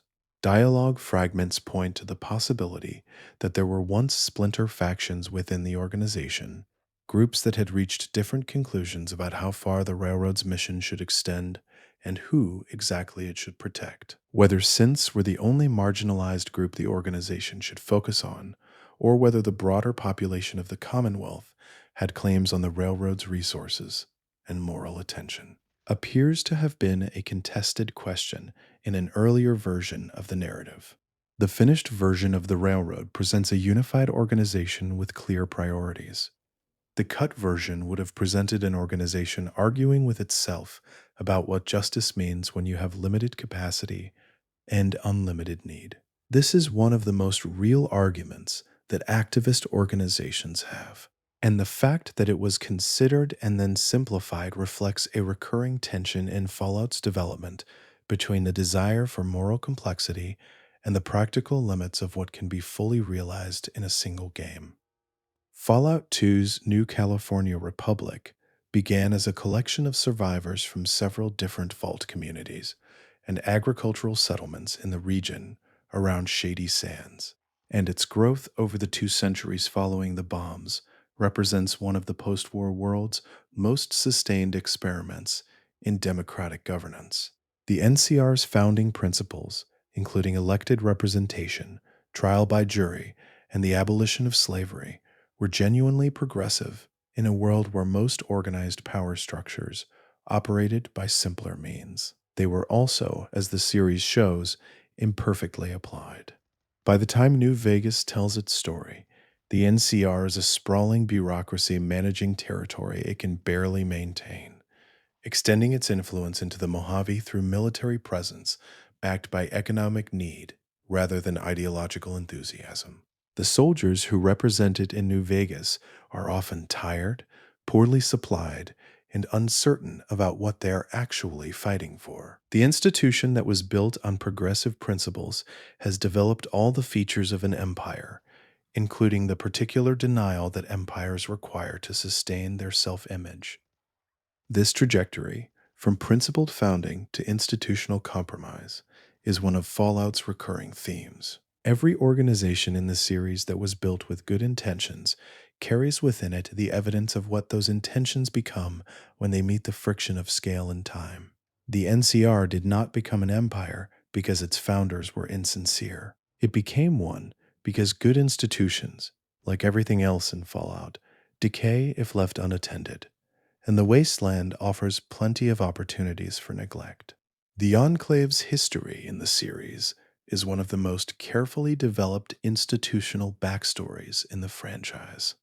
The organization began as a continuity of government program, a classified project designed to preserve the highest levels of the United States government in the event of a catastrophic nuclear war. The idea was that certain officials and their supporting infrastructure, gathered in specific secure locations, would survive the bombs and eventually reconstitute the government that the population expected to serve them. What the Enclave became was shaped by the particular people who ended up in those secure locations, and by the 2 centuries of isolation that followed. A government in exile, unable to govern, presiding over nothing and preserving the forms of authority without any of its functions, developed its own institutional culture over generations. That culture, by the time Fallout 2 and Fallout 3 encountered it, was characterized by an absolute conviction of superiority, combined with a willingness to use methods that the government it claimed to represent had once prosecuted as crimes. The Enclave's scientists in Fallout 2 developed a modified version of FEV designed to eliminate mutation from the human gene pool. The application they envisioned would have killed the overwhelming majority of the post-war population, sparing only those who had spent the intervening centuries in isolated environments protected from radiation and viral exposure. This was a program for human purification, justified in the language of restoration, dressed in the symbols of a government that had once been elected by the people it now proposed to eliminate. The Brotherhood of Steel, spread across multiple games and multiple chapters, began as a rogue military unit at Mariposa Military Base in the final hours before the bombs fell. Roger Maxson, the officer who led the secession, had discovered what his unit had been ordered to do at the facility and chose defection over compliance. The unit that followed him into the desert carried with it the military discipline and institutional culture of the organization it had left, reoriented around the collection and preservation of pre-war technology. Across 200 years and multiple games, the Brotherhood's founding purpose evolved differently in different regions. The Western chapter, encountered in the first 2 games, maintained a more philosophical commitment to the idea that technology required stewardship, that allowing dangerous knowledge to exist without oversight was itself a form of irresponsibility. The Eastern chapter, encountered in Fallout 3, had drifted significantly, becoming more militaristic and more exclusionary, its original mission obscured by centuries of institutional drift. Elder Lions, who led the Capital Wasteland chapter during Fallout 3, represented an attempt to return to something like a foundational ethic, redirecting the Brotherhood's formidable resources toward the protection of the people rather than purely toward the acquisition of technology. His choice divided the organization. The internal tension between those who followed his direction and those who considered it a betrayal of the Brotherhood's true purpose runs through Fallout 3 as a secondary narrative. The story of an institution arguing with itself about what it was built to be. The Minutemen of the Commonwealth were, before the player arrives in Fallout 4, a military and civic organization that had served as the primary protective force for independent settlements across the region. They had declined by the time the game begins, broken by an event at Quincy where their forces were overrun and their leadership scattered, leaving the individual settlements of the Commonwealth without coordination or mutual support. Preston Garvey carries the Minutemen's flag almost alone at the beginning of the game, sustained by a belief in the organization's original mission that has not been tested by success in years. The development files for Fallout 4 contain suggestions that the Minutemen storyline was originally intended to include a broader variety of mission types. Evidence of planned quests involving the specific political challenges of rebuilding a governance structure from scratch, the decisions about which settlements to prioritize and which resources to direct where, was found in files that were cut before the final game shipped. What remained was a system that procedurally generated settlement assistance requests, without the narrative texture that would have given each one specific meaning. Preston Garvey's famous request about another settlement that needs help became a running joke in the community, partly because the repeated structure of the requests stripped them of weight. What the cut content suggests is that the developers were interested in a version of the Minutemen quest line, where each new settlement was a specific story about specific people making specific choices, where rebuilding felt like politics rather than maintenance. That version of the Minutemen would have been harder to reduce to a meme. Diamond City, built inside the legendary Fenway Park, is the largest settlement encountered in Fallout 4 and the closest thing the Commonwealth has to a functioning urban center. Its walls are built from the stadium's original structure, repurposed over generations from sports venue to fortress, and the community inside has developed the particular social texture of a place that has been continuously inhabited for long enough to accumulate history. Mayor McDonough's corruption, hinted at throughout the game, is handled primarily through environmental details and optional dialogue rather than through a formal quest that delivers the information directly. Players who pay attention to the newspaper Piper publishes, who read the terminals in the city's administrative areas, and who follow certain conversations to their conclusions will piece together a picture of a man who rose to power through fear rather than competence, and has maintained that power through the same mechanism. The development files suggest that more was once planned for this storyline, including more direct opportunities for the player to intervene in the city's political situation, to expose or manipulate or confront the mayor's behavior in ways that the final game either simplified or removed entirely. The finished version of Diamond City is a place where the political situation is visible enough to feel real, but not engaged with enough to feel fully explored. The game tells you that something is wrong with the city's leadership. It does not always give you much to do about it. The settlement system in Fallout 4, which allows players to build and manage communities across the Commonwealth, was one of the game's most ambitious features and one of its most divisive. Players who engaged deeply with it found an extensive set of tools for constructing and populating new communities, managing resources across a network of supply lines, and gradually transforming the wasteland around them. Players who found it unintuitive, or who preferred to engage with the game's narrative content, encountered it as an interruption to the story they were trying to tell. What the system represents theatrically is an answer to one of the questions Fallout has always asked. What do you actually build in the spaces that devastation leaves behind? The game gives the player not just the question, but literal construction tools, the ability to place walls and beds and water purifiers in specific positions and watch them become structures that support specific lives. The abstraction of rebuilding civilization is made concrete and personal, and occasionally extremely frustrating when supply lines refuse to connect properly. The beds placed in settlements are particularly small symbols of something large.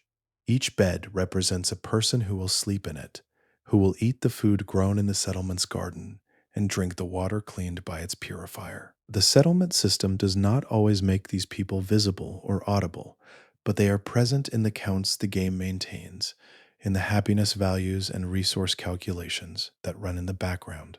Every bed is a life sustained by a choice the player made to put it there. Holotapes appear throughout the Fallout series as one of the primary means through which the world communicates its history to the player. They are recordings made by people who had no way of knowing whether anyone would ever find and play them. Recordings that were made in the moment of crisis, or reflection, or anticipation, without any certain audience. They are letters to the future written by people who did not know whether the future would exist. The range of what they contain is deliberately varied. Some are administrative records, maintenance logs, inventory assessments, the mundane documentation of organizations running their daily functions. Some are personal journals, recording the interior life of people living through extraordinary circumstances. Some are communications between specific individuals, fragments of relationships preserved in the format of audio files, and some are simply the recorded thoughts of people who needed to speak their experience out loud and had a tape recorder available. Players who listen to all of them encounter a kind of statistical reality about what people talk about when they talk to the future without knowing whether the future is listening. They talk about practical things. They talk about specific people. They talk about small frustrations and specific fears. They do not mostly speak in the broad language of history. They speak in the precise and limited language of people who are living through it without knowing yet that it is history, which is the only language anyone ever actually has. The terminal entries scattered across the series serve a similar function, though they carry the particular voice of people writing for themselves or for immediate colleagues rather than for posterity. The administrative language of pre-war institutions fills them. The particular vocabulary of corporate bureaucracy and government process that moves through passive constructions and euphemisms and the avoidance of moral clarity that institutional writing tends toward. Within this language, players sometimes find moments where the mask slips, where someone wrote something true into a terminal that was meant to contain something official. A researcher at a Vault-Tec facility who documented in a progress report that they were not sure the experiment they were conducting was justifiable. An enclave scientist who noted, between lines of clinical observation, that the subjects they were working with seemed to be suffering in ways the methodology had not accounted for. These moments are brief. They do not change the direction of the reports they appear in, but they are there. The world of Fallout is full of people who knew something was wrong and wrote it down somewhere and then kept going anyway. This is not a cynical observation. It is an honest one. The terminal entries that contain these confessions, these brief departures from institutional language into something more truthful, are the series' most careful documentation of how the world it describes was actually built, not by villains but by people who knew better and chose compliance. The concept of pre-war America that Fallout presents is a specific and deliberate construction, an alternate history that diverged from actual 20th century American development at some point in the mid-century and followed a different technological and political trajectory from that divergence forward. The result is a version of the United States that developed nuclear power far more extensively than in the actual timeline, that maintained a cultural aesthetic and consumer economy frozen roughly in the aesthetic of the 1950s while developing advanced robotics and energy weapons, and that entered the period leading to the Great War as a society that had been under resource pressure for decades. The resource wars that preceded the bombs In Fallout's timeline were fought over oil. China and the United States were the last major powers contending for the remaining accessible petroleum.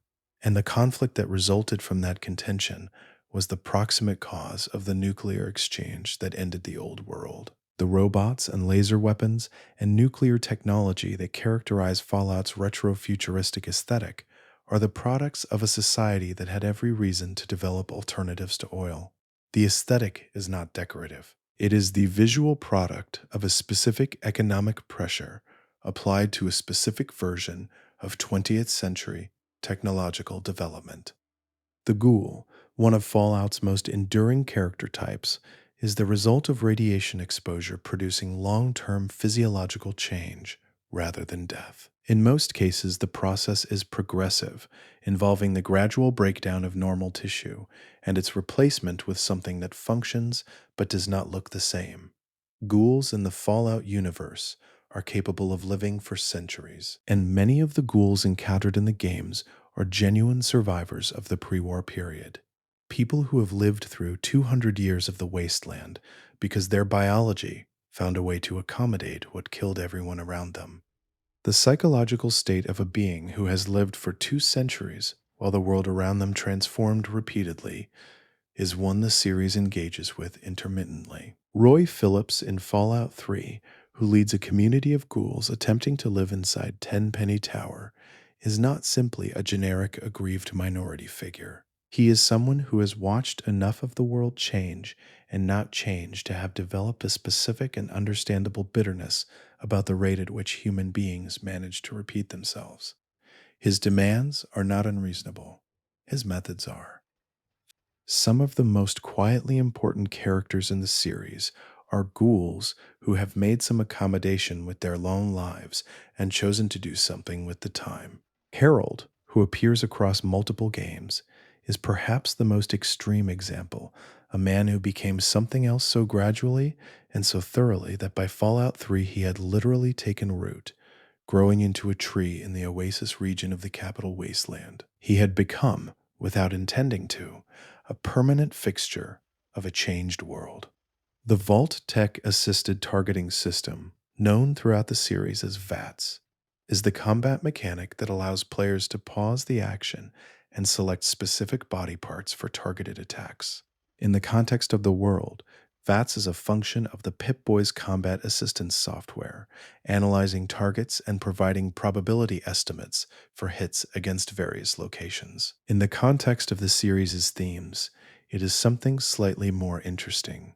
VATS makes violence methodical. It turns combat into a kind of inventory management, a process of allocation where the player distributes attack points across a body diagram with the care of someone filling out a spreadsheet. The result is that the game's violence can be experienced at a deliberate remove, managed rather than reflexive, calculated rather than visceral. For a series about survival in conditions that require violent responses, VATS provides a frame that keeps the player one step back from the immediacy of that violence.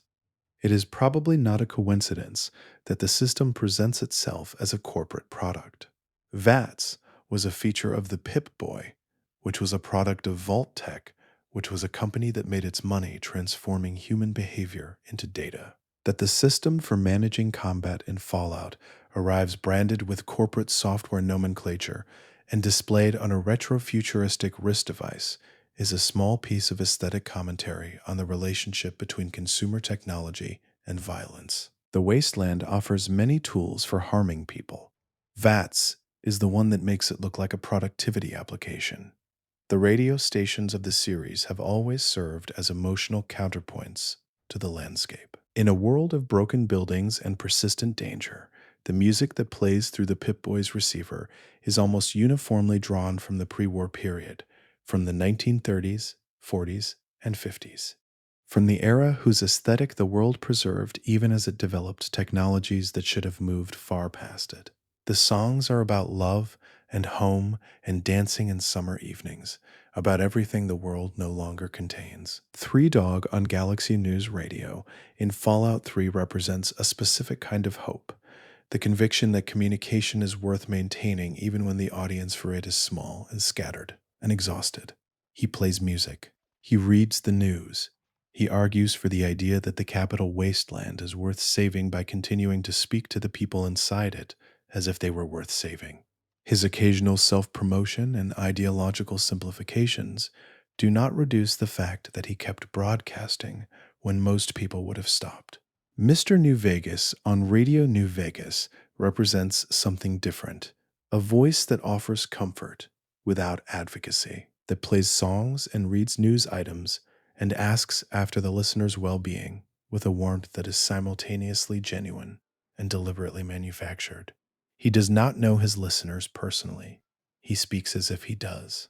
In a world that has lost most of its public life, this performance of intimacy is perhaps its own form of service. The loading screen facts that appear between regions and fast travel destinations in the later games are a documentary form in miniature. Small paragraphs that deliver specific information about the world in the voice of a disembodied encyclopedia. They carry information about factions, creatures, items, mechanics, and lore, and they appear and disappear too quickly for most players to retain everything they say. Many contain details that are not repeated anywhere else in the game. The Deathclaw's origin in loading screens is described with a precision that the game's dialogue never quite matches. The mutation is attributed to a combination of the Jackson's chameleon lizard as a base species and extensive FEV exposure. But the loading screen notes that the creature was also specifically bred for the purposes of military research before it escaped containment and spread into the wild. This information is stated clearly, and then the screen loads and the moment passes. Players who read every loading screen with sufficient attention accumulate a picture of the world that differs from the one that active gameplay presents. Loading screen Fallout is more historical, more informational, more willing to state things directly than the world as you experience it in movement. The two versions of the world, the one you read about while waiting and the one you walk through when the screen clears, are the same world at different levels of resolution. The in-game magazines and comics that appear throughout the series serve dual purposes that the games balance with varying success. On the mechanical side, finding a specific issue of a specific publication confers a permanent small bonus to a relevant skill or stat, making the magazines both collectibles and functional items. On the narrative side, they are artifacts of a culture that produced and consumed specific kinds of popular media, that had a market for barbarian comics and weapons publications and medical advice and household tips. Grognak the Barbarian, which appears across multiple games, is presented with enough visual and textual consistency to suggest that the character had a genuine and extensive pre-war publication history. The comics are not merely props. They have specific issue numbers, specific cover art, specific publication information. Some have been deliberately misprinted or mislabeled in the localization process of the actual games, as happened with one issue whose full title was too long for the file path and was shortened to a generic identifier. The result was unintentional, but produced in the world the impression of a publication whose long title had been too expensive for the smaller printing run. Tales from the Commonwealth and similar publications offer the pre-war world's relationship to horror and the bizarre, to the uncanny creatures and events that the atomic age had popularized as entertainment. The people who read these magazines before the bombs lived in a world where nuclear monsters were fiction. Afterward, the magazine's premise became documentary, the environmental storytelling in Fallout. The skeletons placed in positions that suggest specific stories about specific deaths, the messages left in homes, the arrangements of objects that communicate the last moments of people who had no time to explain themselves properly, represents one of the series' most sustained and careful crafts. The team at Bethesda has spent considerable effort across multiple games, building scenes that say things without dialogue, that communicate through placement rather than words. Some of these scenes were designed with clear narrative intent. A skeleton holding a bottle of wine beside a second skeleton with a guitar implies a final evening of companionship before the end, and this reading is available to any player who finds it. The message is in the arrangement delivered to anyone patient enough to receive it without requiring them to read it at all. Others, as the developers have acknowledged, were accidents. Skeletons placed upside down on couches or inside refrigerators were physics errors that no one went back to fix. Players interpreted them as Easter eggs, as jokes, as deliberate absurdity. Some developers later said they kept them because they were funny. The distinction between designed story and accidental joke is, in the final experience of the game, invisible. Both are part of the world. Both carry meaning. The wasteland does not distinguish between what it intended and what it produced. The water of the Commonwealth is one of the series' most persistent environmental elements. The Charles River, the flooded streets, the rain that falls on the ruins of Boston, all are consistently present in ways that shape exploration and suggest something about the character of the region. Water in post-war Massachusetts is not the pristine resource it once was. It carries radiation. It carries the particular quality of something that survived the war without being entirely unaffected by it. There is a specific visual behavior in the Commonwealth's water at dawn that results from a technical error, as discussed earlier, but there is also a simpler observation worth making about how the water feels in context. The flooded streets of downtown Boston, where pre-war buildings rise out of water that reached their first floors long ago, create a specific atmosphere that the game uses deliberately. Moving through a flooded city is moving through two versions of the same place simultaneously: the ground level past preserved beneath the water, and the present accessible only by navigating around it. This doubling, this sense of standing in two times at once, is one of Fallout's characteristic pleasures. The pre-war world is always visible through the post-war one, accessible through ruin rather than destroyed by it. The water of the Commonwealth is not simply an obstacle. It is a medium through which the distance between what was and what is becomes navigable, if never entirely crossable. The Nuka World expansion of Fallout 4 contains one of the series' most elaborate accumulations of branded detail in the Galactic Zone attraction, an abandoned theme park area dedicated to a fictional space program that shares the Nuka-Cola visual language. Inside the Galactic Zone, display cases show toy rockets from companies that do not exist anywhere else in the game, branded with corporate names that never appear again, and accompanied by a terminal that references fictional business mergers involving these companies. Among these references is a note that a corporation called Robco acquired a company named Stellar Shoes, which is not the kind of corporate combination that appears to have any logical basis even by the alternative timeline logic of Fallout's world. These details were added purely for the pleasure of adding them, for the texture of a world that has too much detail in it, where the background is so thoroughly populated with specific nonsense that the line between foreground and background becomes difficult to locate. A theme park attraction in a ruined theme park should have specific details that make no sense outside their context.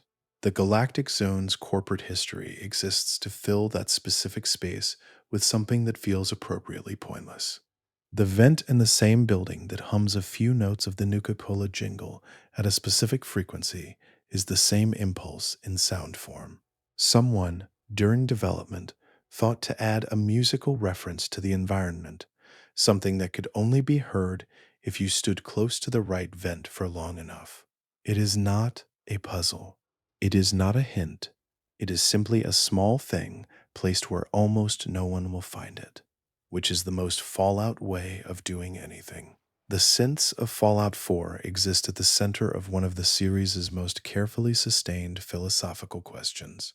The first two generations of synthetic humans, produced by the Institute using a combination of robotics and advanced materials science, are not seriously disputed as machines.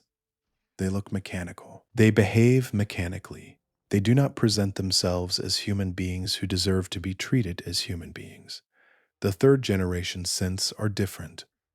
Gen 3 synths are, by every available biological measure, indistinguishable from human beings.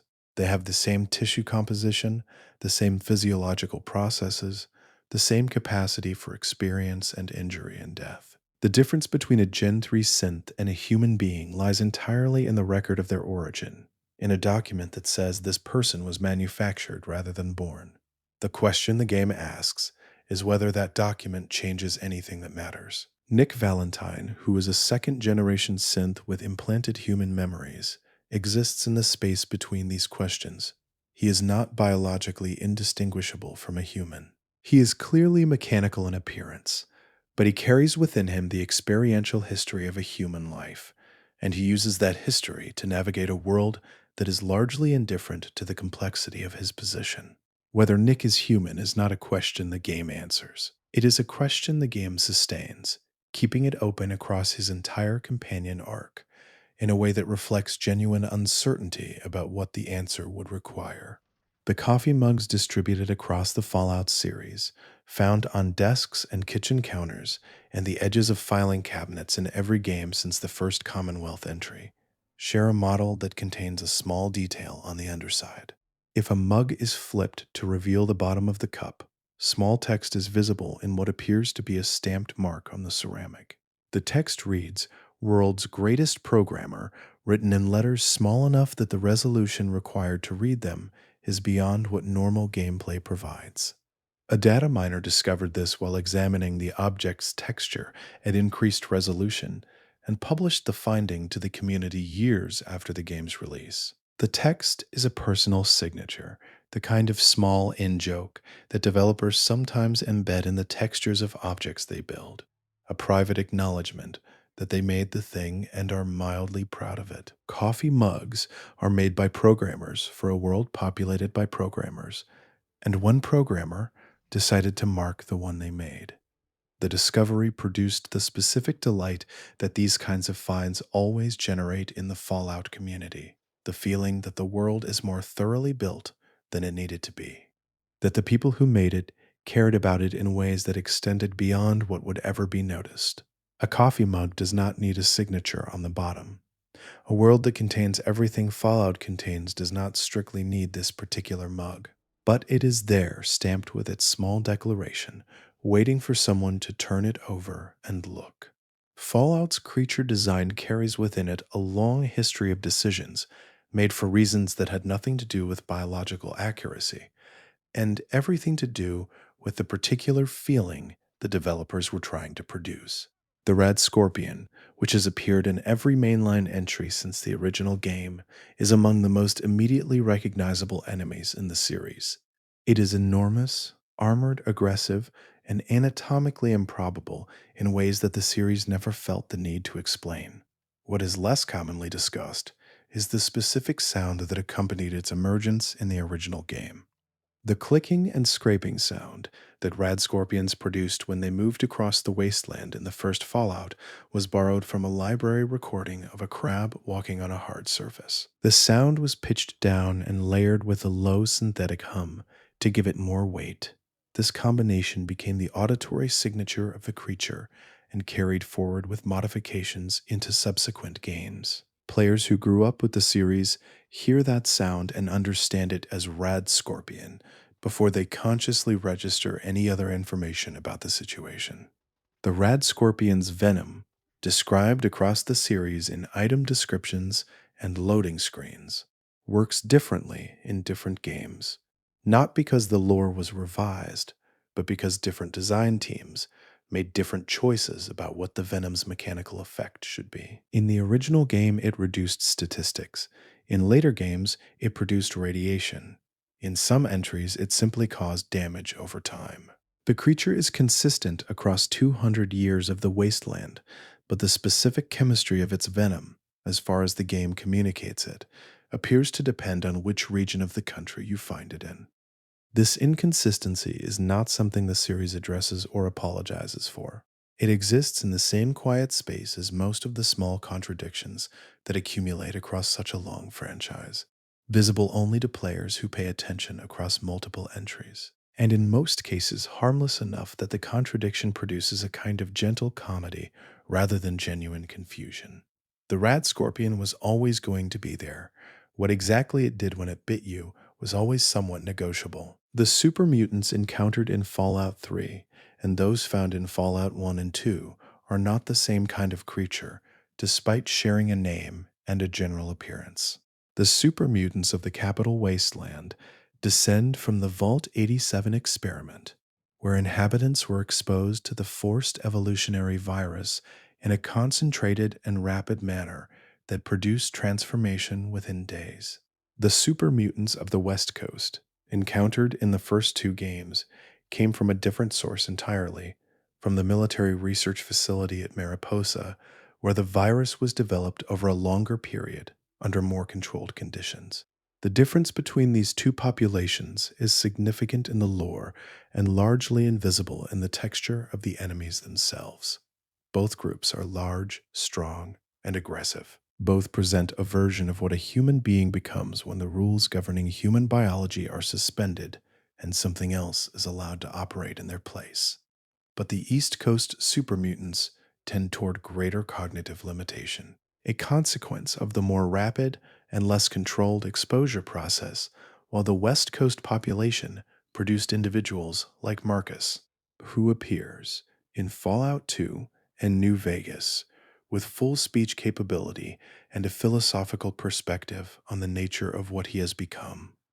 Marcus, who runs the town of Broken Hills in Fallout 2 and later appears in New Vegas as the mayor of Jacobstown, is perhaps the most thoughtful exploration the series offers of what it means to have been changed by forces outside your control and to have decided to live rather than simply to endure. He does not present his transformation as either tragedy or triumph. He speaks about it with the equanimity of someone who has had a very long time to arrive at a position of comfort with something that was never comfortable. He is several decades old by the time you meet him. He has had time. Jacobstown, the settlement of super mutants and nightkin that Marcus builds in the Mojave Hills northwest of New Vegas, represents one of the more unusual communities in the series. It occupies a pre-war ski resort, a location that carries its own contrast, the recreation infrastructure of a vanished middle-class comfort repurposed into a haven for creatures that the pre-war world would have considered impossible. The chairlifts no longer run. The ski slopes are empty. The lodge at the center serves as housing for beings who require far less environmental comfort than the guests it was built for. The nightkin who shelter in Jacobstown carry their own specific tragedy. They are super mutants who were equipped with stealth boys, the personal cloaking devices that the Master's army used extensively during their campaigns. Long-term stealth boy use causes schizophrenia in super mutants, a side effect that was documented but not addressed during the period when the devices were standard issue. The nightkin at Jacobstown are therefore not simply outsiders seeking safety. They are beings who were damaged by the tools they were given, who served a purpose and were discarded when that purpose ended, and who now live with the permanent mark of what service cost them. The quest involving the Jacobstown Nightkin's condition, which asks the player to find a medical solution for their schizophrenia, while also managing their relationship with a merchant who uses a stealth boy himself, is one of New Vegas's quieter demonstrations of how the game handles institutional harm. No one in the game is fully responsible for what happened to the Nightkin. The damage was distributed across a system that no longer exists, carried out by individuals who are mostly dead. What remains is the consequence, living in a ski lodge in the mountains, waiting for something that might help. The town of Novak in the Mojave is built around a dinosaur statue, a remnant of a pre-war roadside attraction called Novak, which provided travelers along the highway with the kind of oversized novelty that American road culture favored for decades. The name of the town is derived from the motel sign's missing letters, specifically the letters from the phrase "no vacancy," which time and weather have reduced to an abbreviated form that stuck. The community that formed around this sign used the remaining letters as their name without much ceremony, the way communities in the wasteland tend to acquire names, through proximity and habit rather than formal designation. Inside the dinosaur's mouth, a sniper named Boone keeps watch over the highway approach. His presence in that elevated position is explained by the town's ongoing need for someone to spot threats before they arrive. But Boone's specific history with Novak is more particular and more painful than his functional role suggests. His story, which unfolds across the companion quest dedicated to him, involves a loss that the game treats with considerable restraint, delivering its most difficult moments through indirect means through other characters' accounts and documents, rather than through direct confrontation. The restraint the game uses in telling Boone's story is itself a form of craft. Players who do not pursue his quest learn only that he sits in a dinosaur's mouth with a rifle and does not talk much. Players who engage with it fully encounter a person who has organized his entire existence around the narrow task of continuing to function after something he cannot undo. The dinosaur's mouth is where he sits because there is nowhere else that offers the particular combination of usefulness and distance that his condition requires. He can see the road from there. He can see things coming. He can prepare. The great cons, encountered in Fallout 2 and New Vegas, trace their institutional history back to the Vault 15 experiment that sent diverse groups of people into the Mojave with grievances and nowhere to put them. The gang that eventually became the cons was one of several that formed from Vault 15's fractured population, carrying forward the particular culture of their founding group across generations of conflict and transformation. By the time New Vegas presents them, the cons have been nearly destroyed twice by the New California Republic and once by the Courier's actions depending on choices made in previous games. And they are the remnant of a remnant, a small band living in a canyon with fewer resources than they need and more history than they can comfortably carry. Papa Khan, who leads the cons in New Vegas, is a complex figure in a game full of them. He carries genuine affection for his people, alongside a pride that has hardened over time into something that prevents him from making the choices that would give his community a future. His alliance with Caesar's Legion is not a practical arrangement. It is the choice of a man who would rather align with a powerful force than accept the humiliation of accommodation, and the game makes the consequences of that choice visible without turning him into a villain for making it. The Khan who offers the most direct emotional access to the group's situation is a young woman named Diane, who manages logistics with the competence of someone who has been doing necessary work without recognition for her entire adult life. She is not a quest giver. She does not have a companion arc. She maintains the operation of a struggling community in a canyon in the Mojave, and the game notes this without ceremony. She is exactly the kind of character Fallout builds its depth from: present, functional, human, and easy to walk past without stopping. The Mojave Wasteland's geography carries its own set of hidden details that most players encounter without fully registering. The dry lake beds that the setting used as reference for New Vegas's flat terrain contain, in certain locations, the remnants of pre-war infrastructure that the surface environment covers but does not entirely conceal. Old highway markers appear at irregular intervals, still readable, still pointed in directions that were once meaningful. Their persistence in a landscape that has otherwise been substantially transformed by 2 centuries of abandonment suggests that certain materials in the Fallout timeline were built to standards considerably beyond what was strictly necessary. The roads themselves tell a partial story about the pre-war Mojave. Major routes are still distinguishable from the terrain around them, not because they are maintained, but because the materials used in their construction proved more durable than the structures that were built beside them.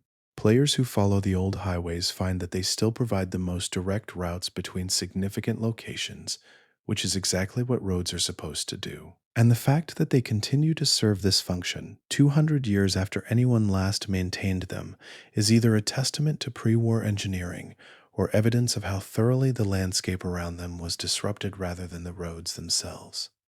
There is a terminal in the Mojave that records a pre-war argument between 2 managers at a logistics company about whether it was worth investing in premium-grade road sealant for their delivery routes. The argument is detailed and specific, and ultimately resolved in favor of the premium sealant based on a cost-benefit analysis that factored in a projected road lifespan of 50 years. The roads are still there.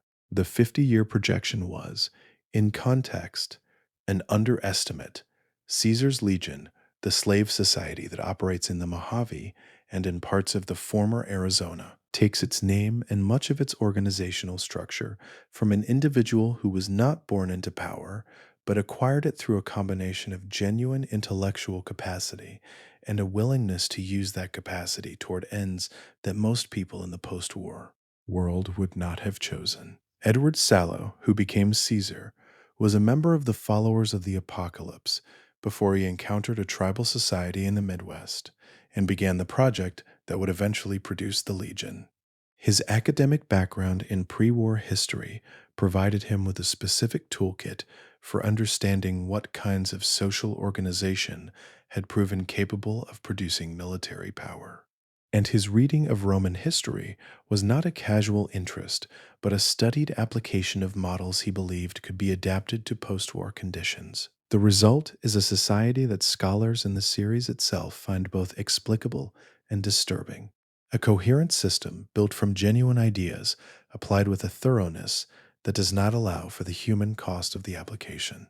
The Followers of the Apocalypse, the organization Caesar came from, represents one of the few factions in the series that is presented with largely consistent moral clarity across the games. They are educators, medics, and historians who believe that preserving and distributing knowledge is the foundation of any meaningful post-war recovery. Their opposition to the Legion is not simply political. It is the opposition of people who devoted their lives to education, watching a former colleague apply education toward the construction of something they consider a fundamental betrayal of what knowledge is for. Old World Blues, the second major downloadable expansion for Fallout New Vegas, takes place in a location called the Big Empty, a research installation in the Mojave that was involved in some of the most advanced pre-war scientific work in the series' canon. The think tank, the group of disembodied brains who inhabit the installation, are scientists who subjected themselves to an experimental procedure that transferred their consciousness from biological bodies into robotic containers. They did this voluntarily in the service of research, and the transfer permanently severed their connection to certain memories, including the fact that they were originally human. The think tank's research topics, available for review across the installation's terminals, represent a cross-section of what pre-war science in Fallout's universe was interested in: behavioral modification through environmental stimulus, the nature of consciousness, and its relationship to physical substrate, the long-term cognitive effects of extended isolation, weapon systems that targeted biological processes specifically. The range of topics is not random. It reflects a research culture that had decided human beings were the most interesting subject matter available, and that had arranged its ethical frameworks to accommodate that interest. Dr. Klein, who leads the think tank in the player's absence of any other authority figure, is perhaps the most aggressive personality in the installation, and also, in a specific way, the most honest about what the think tank represents. He does not pretend that what he and his colleagues do is primarily for anyone's benefit. He is a scientist who finds the practice of science intrinsically satisfying, and the question of whether the practice benefits or harms the people it touches is not one he has spent much time on. This is not presented as villainy. It is presented as a disposition, widespread in the Fallout universe, that the series consistently asks its players to evaluate. Dr. Mobius, the villain of Old World Blues, who turns out to be considerably more complicated than his initial presentation suggests, constructed an elaborate persona in the process of trying to do something genuinely protective. Operating in the Big Empty with degraded cognitive function and insufficient resources, he decided that the best way to prevent the think tank from extending their harmful research further into the wasteland was to make them afraid to leave the installation. He built himself into a monster for their benefit, maintaining a performance of menace across years of isolation to keep his former colleagues confined to a place where their damage was limited. The reveal of Mobius's actual motivations is one of New Vegas's quieter surprises, presented not as a twist, but as an accumulation of evidence that the player has to assemble across multiple conversations and terminal entries. The game does not announce that the villain is actually a protector. It makes available the information from which that conclusion can be drawn, and it leaves the drawing to the player. Old World Blues is full of this kind of careful distribution of moral information, of facts placed where they can be found by anyone paying attention and missed by anyone who is not. The lobotomites who wander the big empty, former human beings who were subjected to experimental brain surgery that left them functional but cognitively emptied, are perhaps the installation's most visible consequence. They move. They respond to threats. They maintain a basic level of physical capability. But whatever they were before, the procedure is not accessible in what they are now. The installation is full of them, moving through corridors and across terrain that was once a research campus, carrying out behaviors that are no longer connected to any understanding of what they are doing or why. Honest Hearts, the first New Vegas expansion, takes place in Zion Canyon, a national park that was preserved by its isolation from the major population centers that bore the brunt of the bombs. The canyon's geography, its depth, and its remoteness allowed it to remain largely intact through the period of the war and its immediate aftermath. And the communities that formed there over the following generations developed in a different relationship with the Old World than most of the wasteland's populations. The Whitelegs and the Dead Horses and the Sorrows tribes that occupy the canyon carry cultural memories of the pre-war world that are indirect and partially mythologized, transmitted through generations of retelling rather than through direct experience or preserved records. The courier's central relationship in Honest Hearts is with a man called the Burned Man, known to the wider wasteland as Joshua Graham, a former legate of Caesar's legion who was condemned to death and survived. His survival is the kind of fact that produces myths, and the myths that have formed around him in the time since his survival are visible in how the tribes of Zion relate to his presence. He is not simply a person to them. He is a story that has been walking around confirming itself. Graham's relationship with faith is one of the expansion's central themes, and the game handles it with a directness that is not common in the series. He is a genuinely devout man who has done genuinely terrible things, and the question of how those two facts coexist in a single person is not resolved by the narrative, but sustained across it. He does not resolve the contradiction for the player. He lives inside it with what appears to be a clear-eyed understanding of its weight, which is either evidence of faith's depth or evidence of something more uncomfortable, depending on what the player brings to the encounter. Dead Money, the first New Vegas expansion in release order, takes place in the Sierra Madre, a pre-war resort that was designed as a monument to luxury and that was preserved by accident in a form that makes its preservation almost indistinguishable from destruction.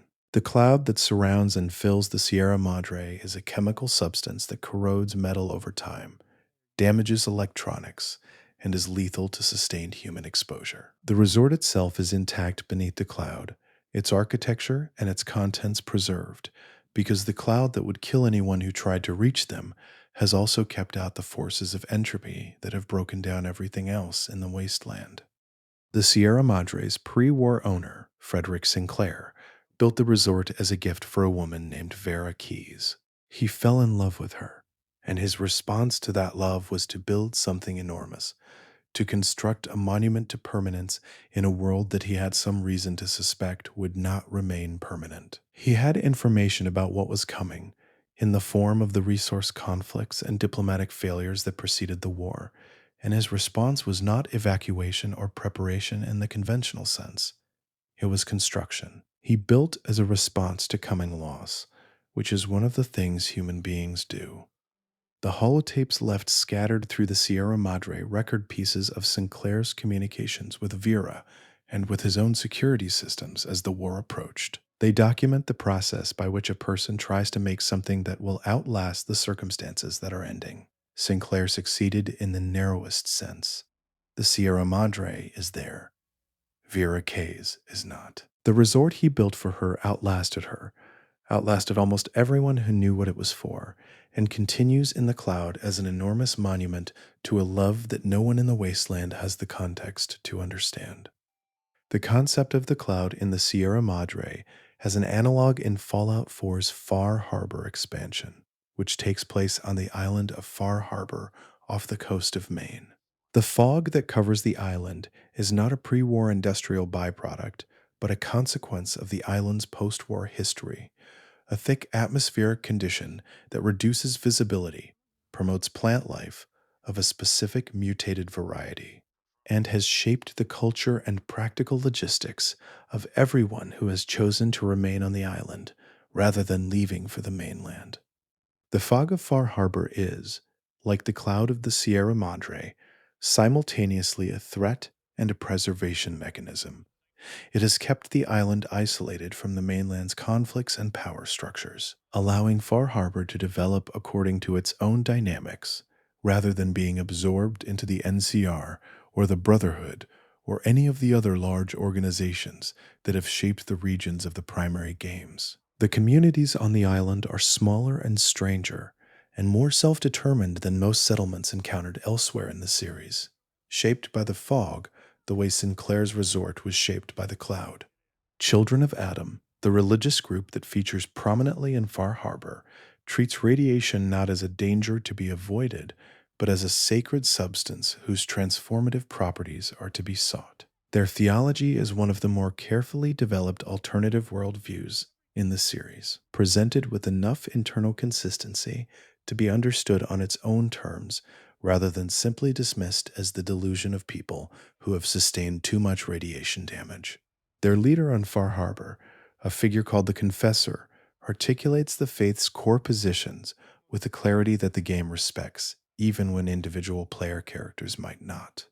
The island of Far Harbor itself carries a specific demographic reality that the game's main quest engages with directly. The synth community, called Acadia, built in a refurbished Coast Guard station, houses Gen 3 synths who escaped from the Institute and are trying to live autonomous lives in a place where their nature is known, but their past is their own business. The relationship between Acadia, Far Harbor's human settlers, and the children of Adam mirrors in miniature the larger conflicts of the mainland. The question of what a synth is and what it deserves, and who gets to make that determination playing out against the backdrop of coastal fog and isolation.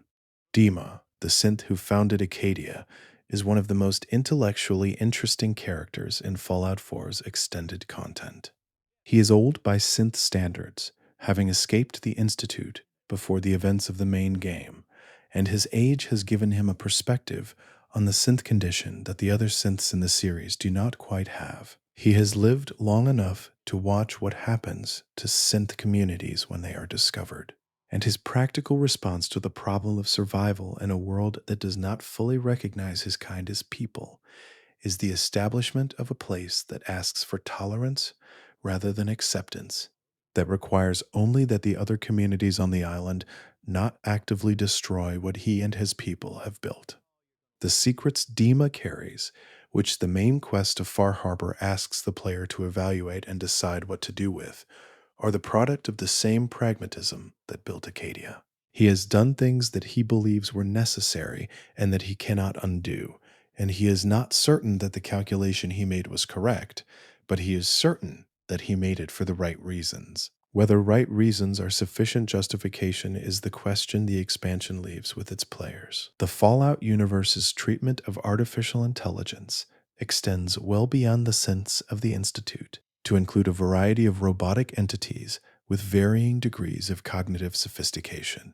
The Protectrons, Mr. Handy units, Sentrybots, and Assaultrons that populate the series all operate on programming that ranges from simple behavioral loops to complex language models capable of conversation. And the line between sophisticated programming and genuine intelligence is one the series deliberately refuses to draw clearly.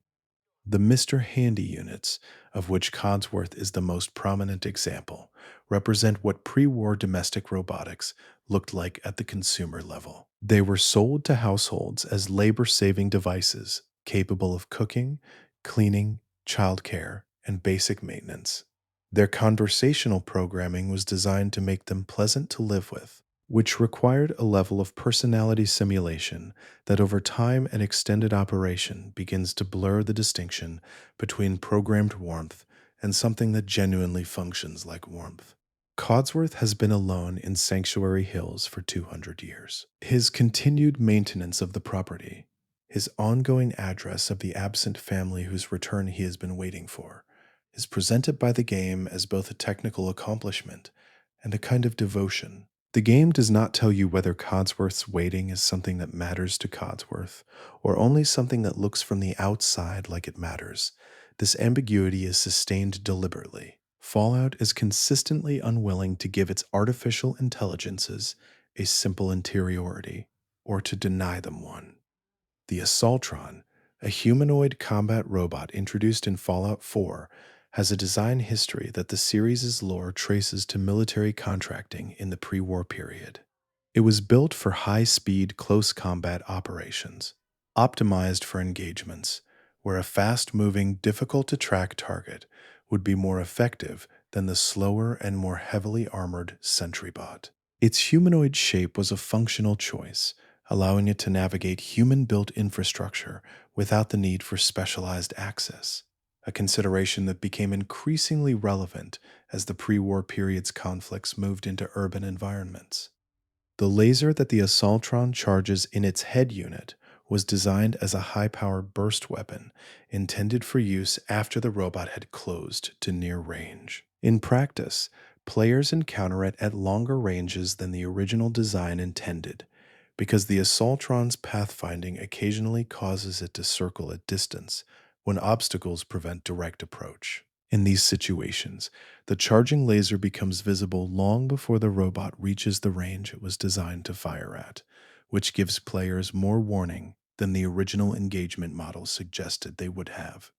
The sound of the Assaultron charging its head laser is one of the more effective tension cues in Fallout 4's audio design. It builds at a pace that creates genuine urgency without rushing the player past the point where a response is possible, which is a narrow calibration that sound design either gets right or gets wrong. In this case, it was gotten right, and the result is a combat encounter with a consistent emotional signature that players recognize before they have consciously processed the visual information.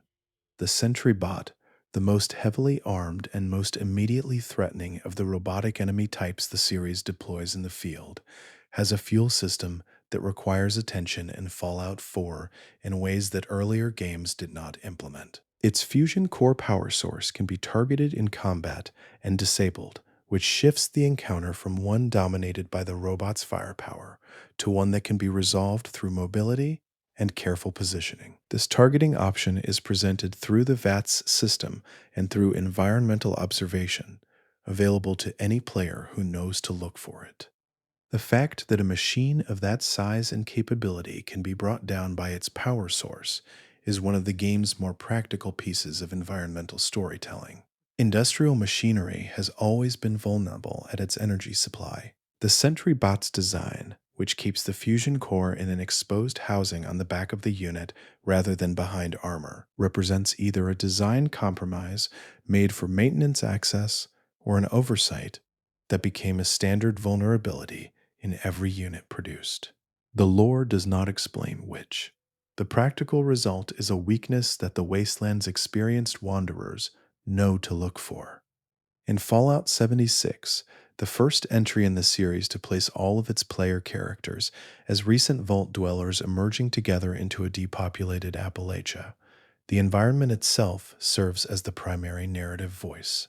With no human NPCs in the original release of the game, the story had to be told entirely through environmental evidence, through terminals and holotapes and the arrangements of objects and spaces that recorded what had happened before the player arrived. This constraint produced in some areas of the game a more thorough version of the environmental storytelling that the series had always done alongside its dialogue-based narrative.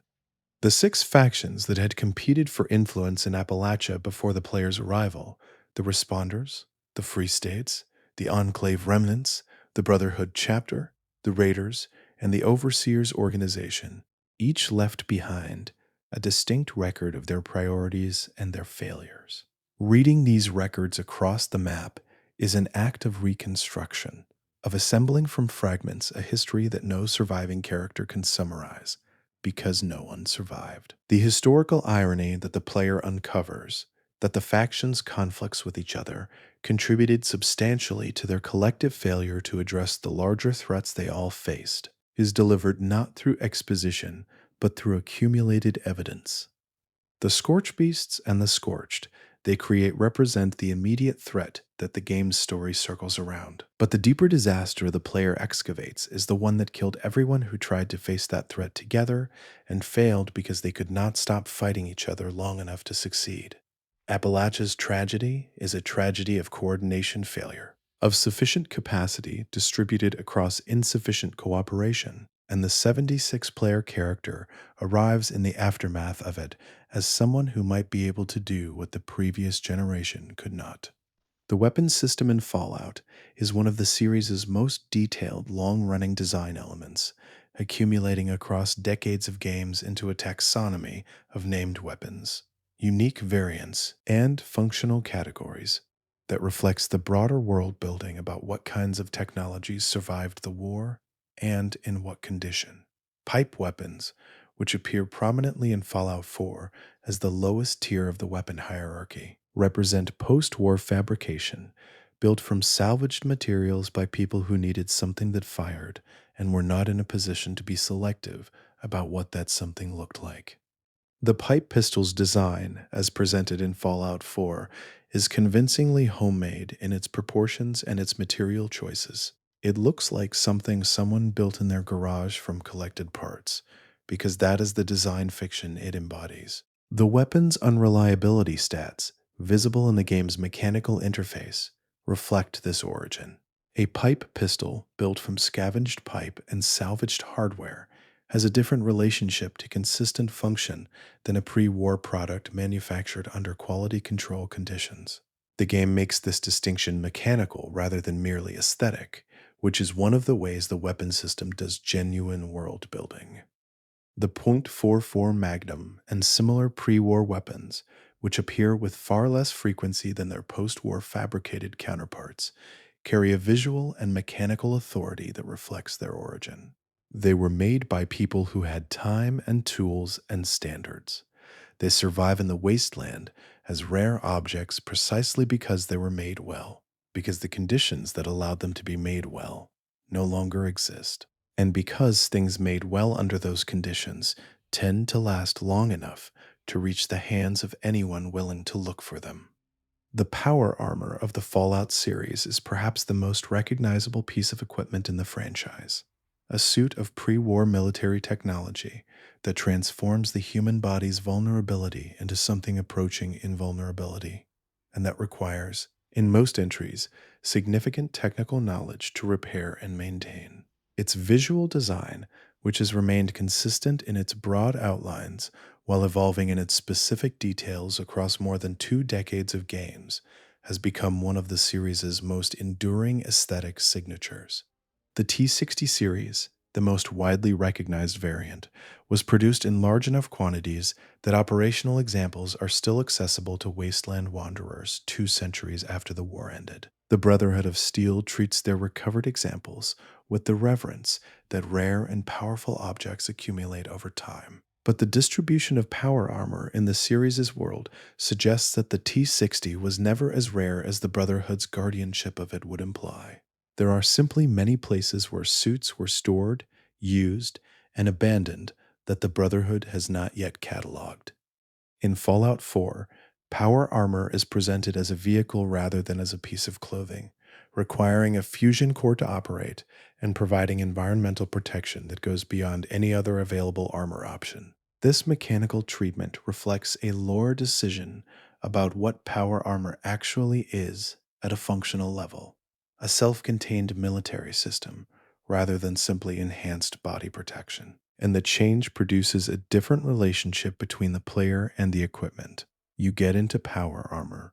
You do not simply wear it.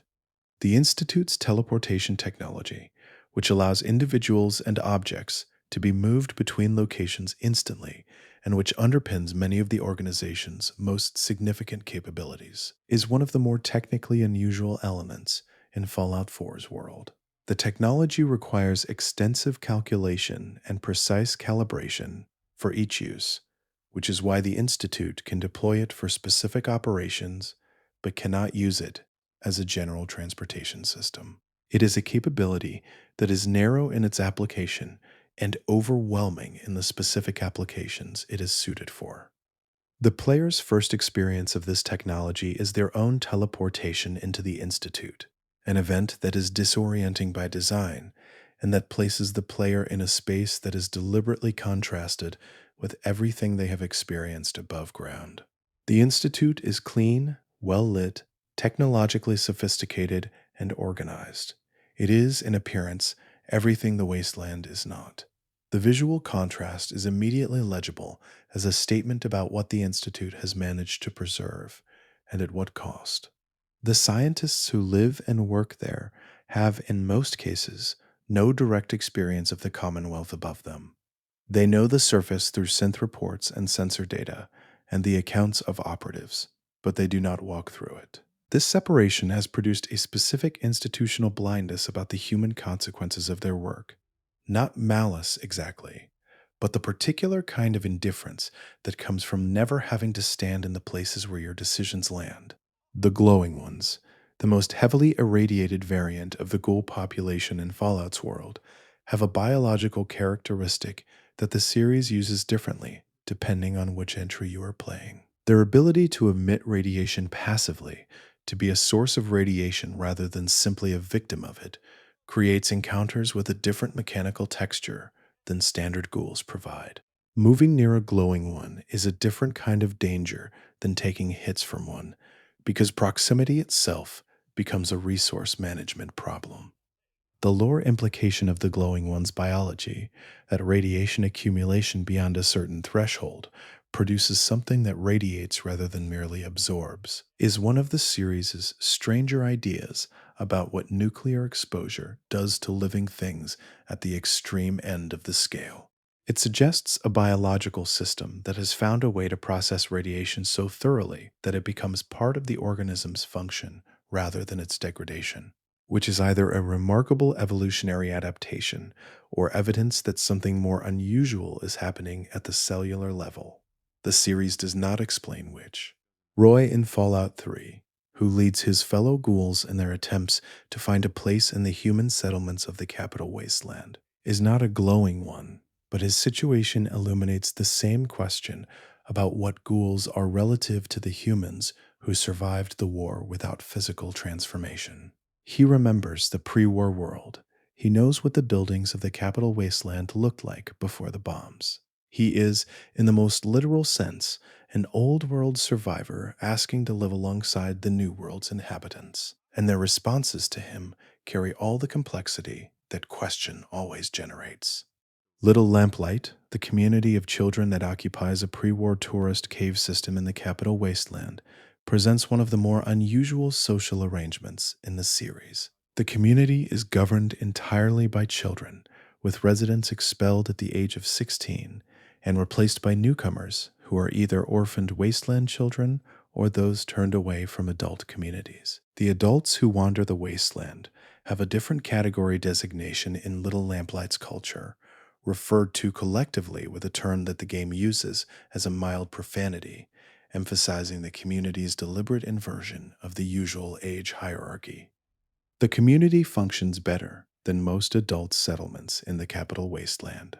It maintains consistent leadership, a reliable food and water supply, and a culture of mutual protection that is genuinely effective for an organization built entirely from people under the age of 16. The game uses this effectiveness as a quiet observation about what adult settlements fail to achieve, that these children manage, though it stops short of making the comparison a thesis. The child who announces that he intends to become president one day, sitting in the cave with no clear path toward a world that has any use for that title, is one of the capital wasteland's most distinctly human small moments. The ambition is entirely sincere and entirely disconnected from any achievable outcome. He will grow up, he will leave little lamplight, and he will enter a world that has no election cycle, and no federal government, and no presidency to aspire toward. His announcement is not ironic. He simply has not learned yet that the world he is planning for does not exist. The Dunwich Building in the capital Wasteland is one of the series' most sustained pieces of atmospheric horror writing, a location whose unease is built not from jump scares or combat difficulty, but from an accumulation of small details distributed across its floors that suggest something unusual has been happening there for a long time.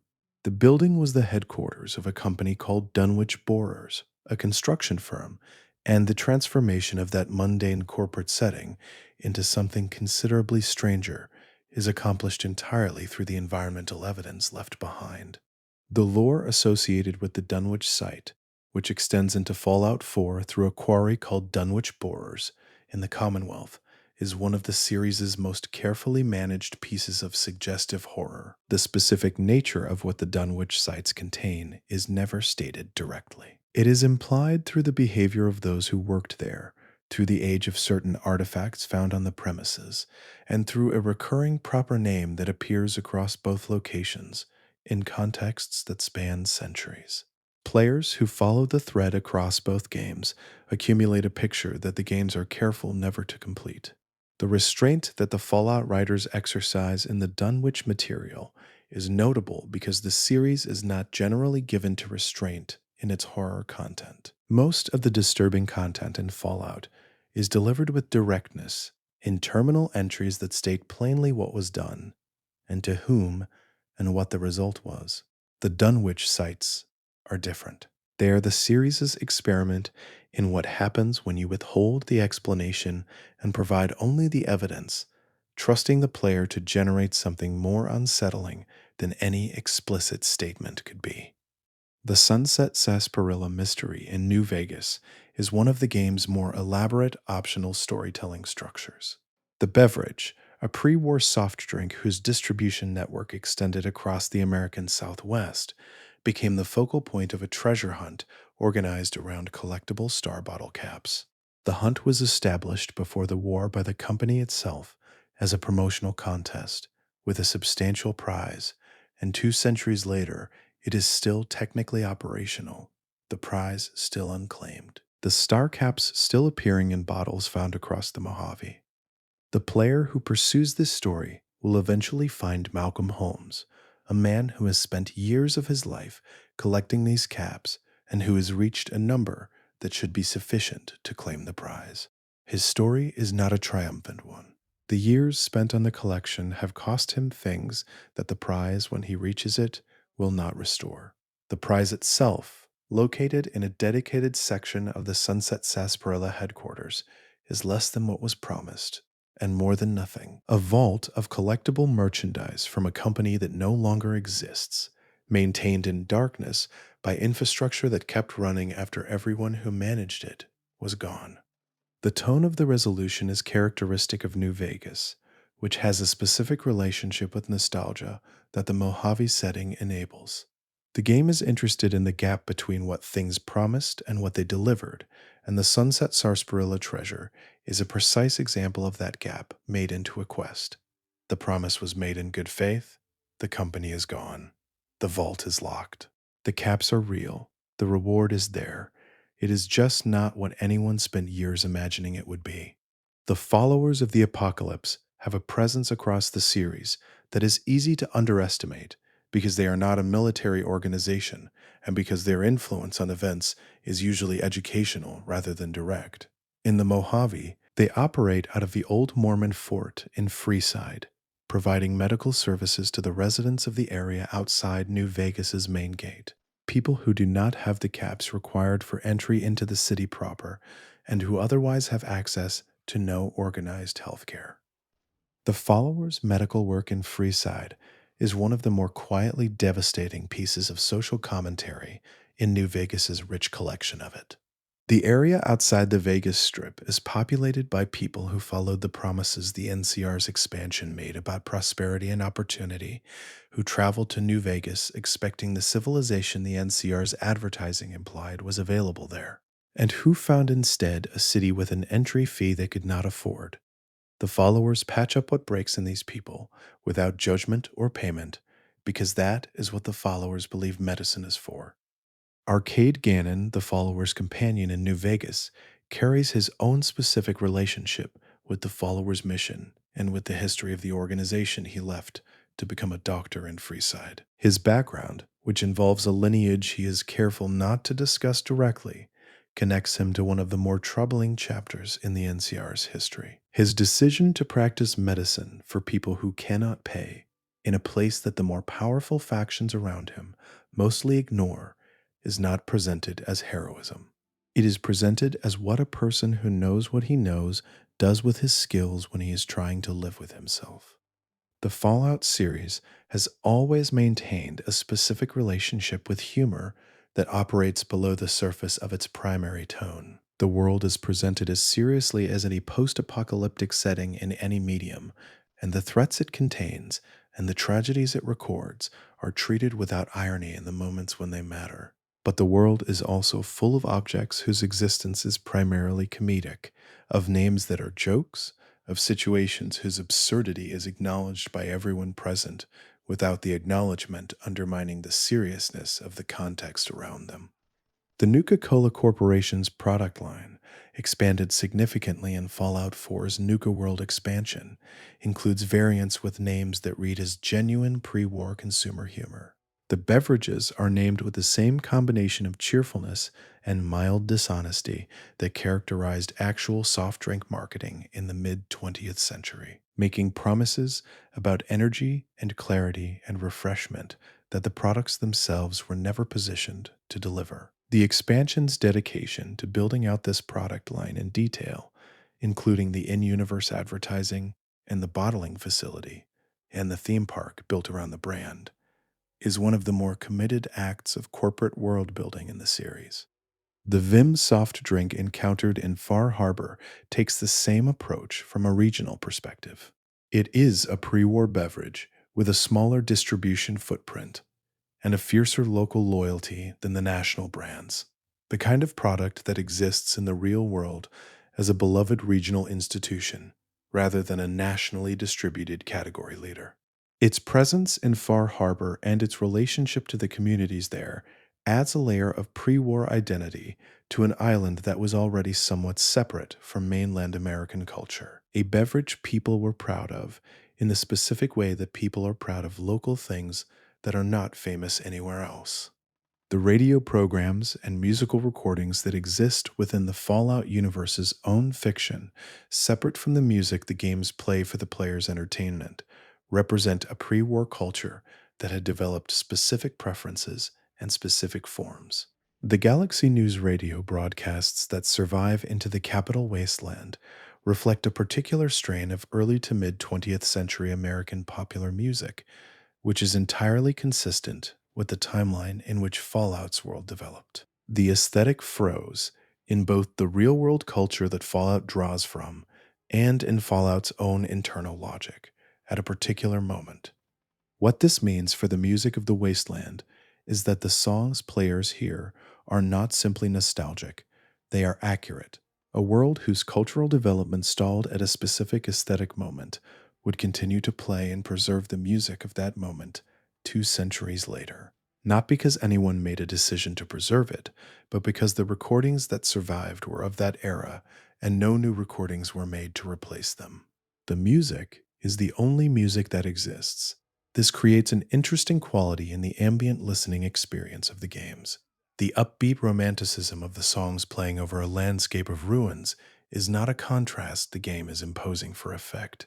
It is a contrast that exists because the world preserved what it preserved, and what it preserved was the sound of a time when the things those songs described were still accessible. The music is honest about where it comes from. The world around it is honest about where it went. The children of the wasteland a demographic the series handles with consistent care given the content restrictions that apply to them across all games, appear in contexts that allow the world's conditions to be assessed through the narrower frame of what childhood looks like when normal childhood infrastructure has not existed for 200 years. The children of Diamond City, the children of Far Harbor, the children of small settlements, scattered across the maps of multiple games, are growing up in a world that looks nothing like what their great great grandparents experienced, with no direct access to what was lost, and therefore no particular sense of loss. This generational distance from the pre war world is one of the things that makes certain characters in the series poignant when they articulate it. The older ghouls and the very long lived humans who remember the pre war period carry a relationship to loss that the children of the wasteland simply do not have the context to share. For the children, the wasteland is not a fallen version of something better. It is the world. The ruins are not ruins, they are structures. The radiation is not a contamination, it is the environment.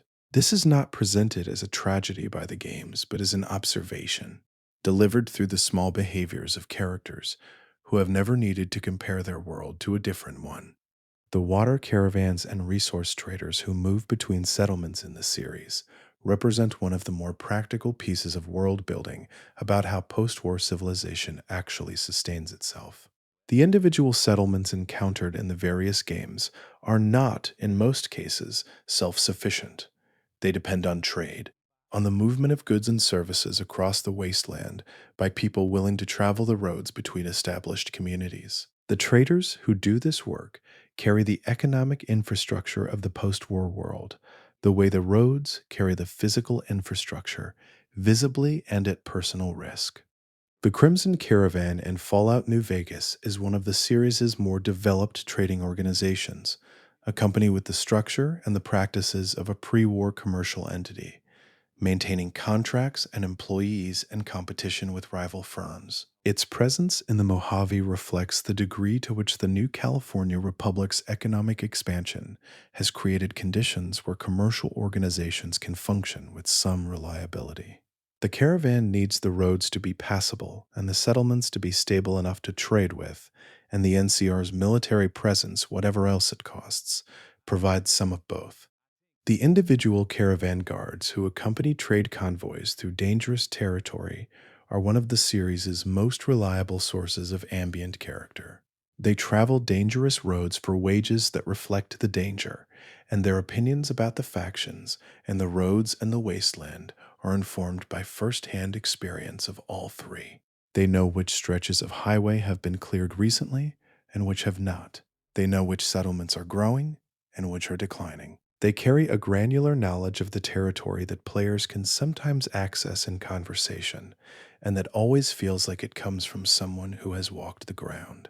The concept of addiction in Fallout, implemented mechanically as a system where certain substances produce stat penalties when their use is interrupted, carries a lore weight that the mechanical implementation sometimes undersells. The chems that players find scattered across the series, Jet and Psycho and Buffout and MedX and their many variants, are all either pre-war pharmaceutical products adapted for recreational use or post-war compounds developed in the wasteland for specific purposes that expanded into broader application.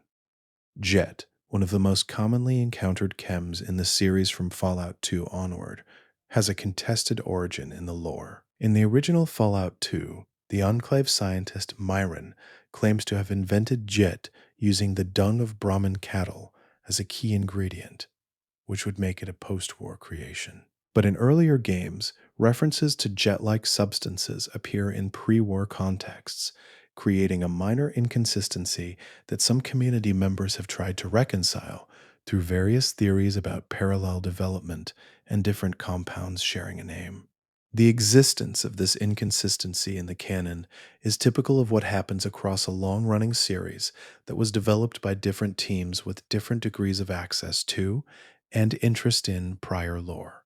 Fallout's continuity is generally coherent, but not perfectly so, and the gaps and contradictions that accumulate over decades of games are part of the series' texture. They are evidence of a world that was built by human beings under the specific conditions of game development, which is itself a form of honesty about how fictional worlds work. The perk system, which has defined character progression in the series since the first game, is one of Fallout's most consistently creative design spaces. Each perk represents a specific capability or modification to the character's relationship with the world, and the names and descriptions of individual perks are written with a care for flavor text that makes them readable as small character studies, in addition to mechanical choices. The descriptions tell you not just what the perk does, but what kind of person would have it, what combination of experience and disposition would produce this specific capability. Animal Friend and its variants, which allow the player character to pacify or communicate with mutated creatures, carries an implicit lore statement about the nature of the wasteland's animal population. These creatures are not simply aggression machines. They have internal states that can be reached through the right approach, behavioral patterns that can be redirected, social instincts that can be activated in place of territorial responses. The perk exists because the world contains the possibility it describes, because the animals of the wasteland retain enough of the behavioral flexibility of their pre-war predecessors to be engaged with rather than only fought. The mysterious stranger perk, which has appeared across multiple games in slightly different forms, summons a character in a distinctive hat and coat who arrives during VATS sequences to deliver an assist shot, and then disappears. The mysterious stranger has never been given a name or an explicit origin within the series' canon, and the game handles his appearances with a consistent refusal to explain him. He is simply there, sometimes, when you need him. The series treats this as sufficient. Fallout 3's Mothership Zeta expansion takes the series briefly off-planet, placing the player character aboard an alien spacecraft whose connection to the broader lore of the series is suggestive rather than definitive. Alien technology appears across the series in the form of crashed UFOs and alien blasters, and the implication that extraterrestrial life has observed and interacted with the Earth of Fallout's timeline is available as a reading without being stated as a fact. The aliens of Mothership Zeta do not speak a language the player can understand without assistance, which limits the depth of lore that can be delivered through direct communication. The expansion tells its story through the records the player finds on the ship, through the presence of other abductees from different periods of Earth's history, and through the implied scale of the alien project that brought the ship to Earth in the first place. The scope of that project is never clarified.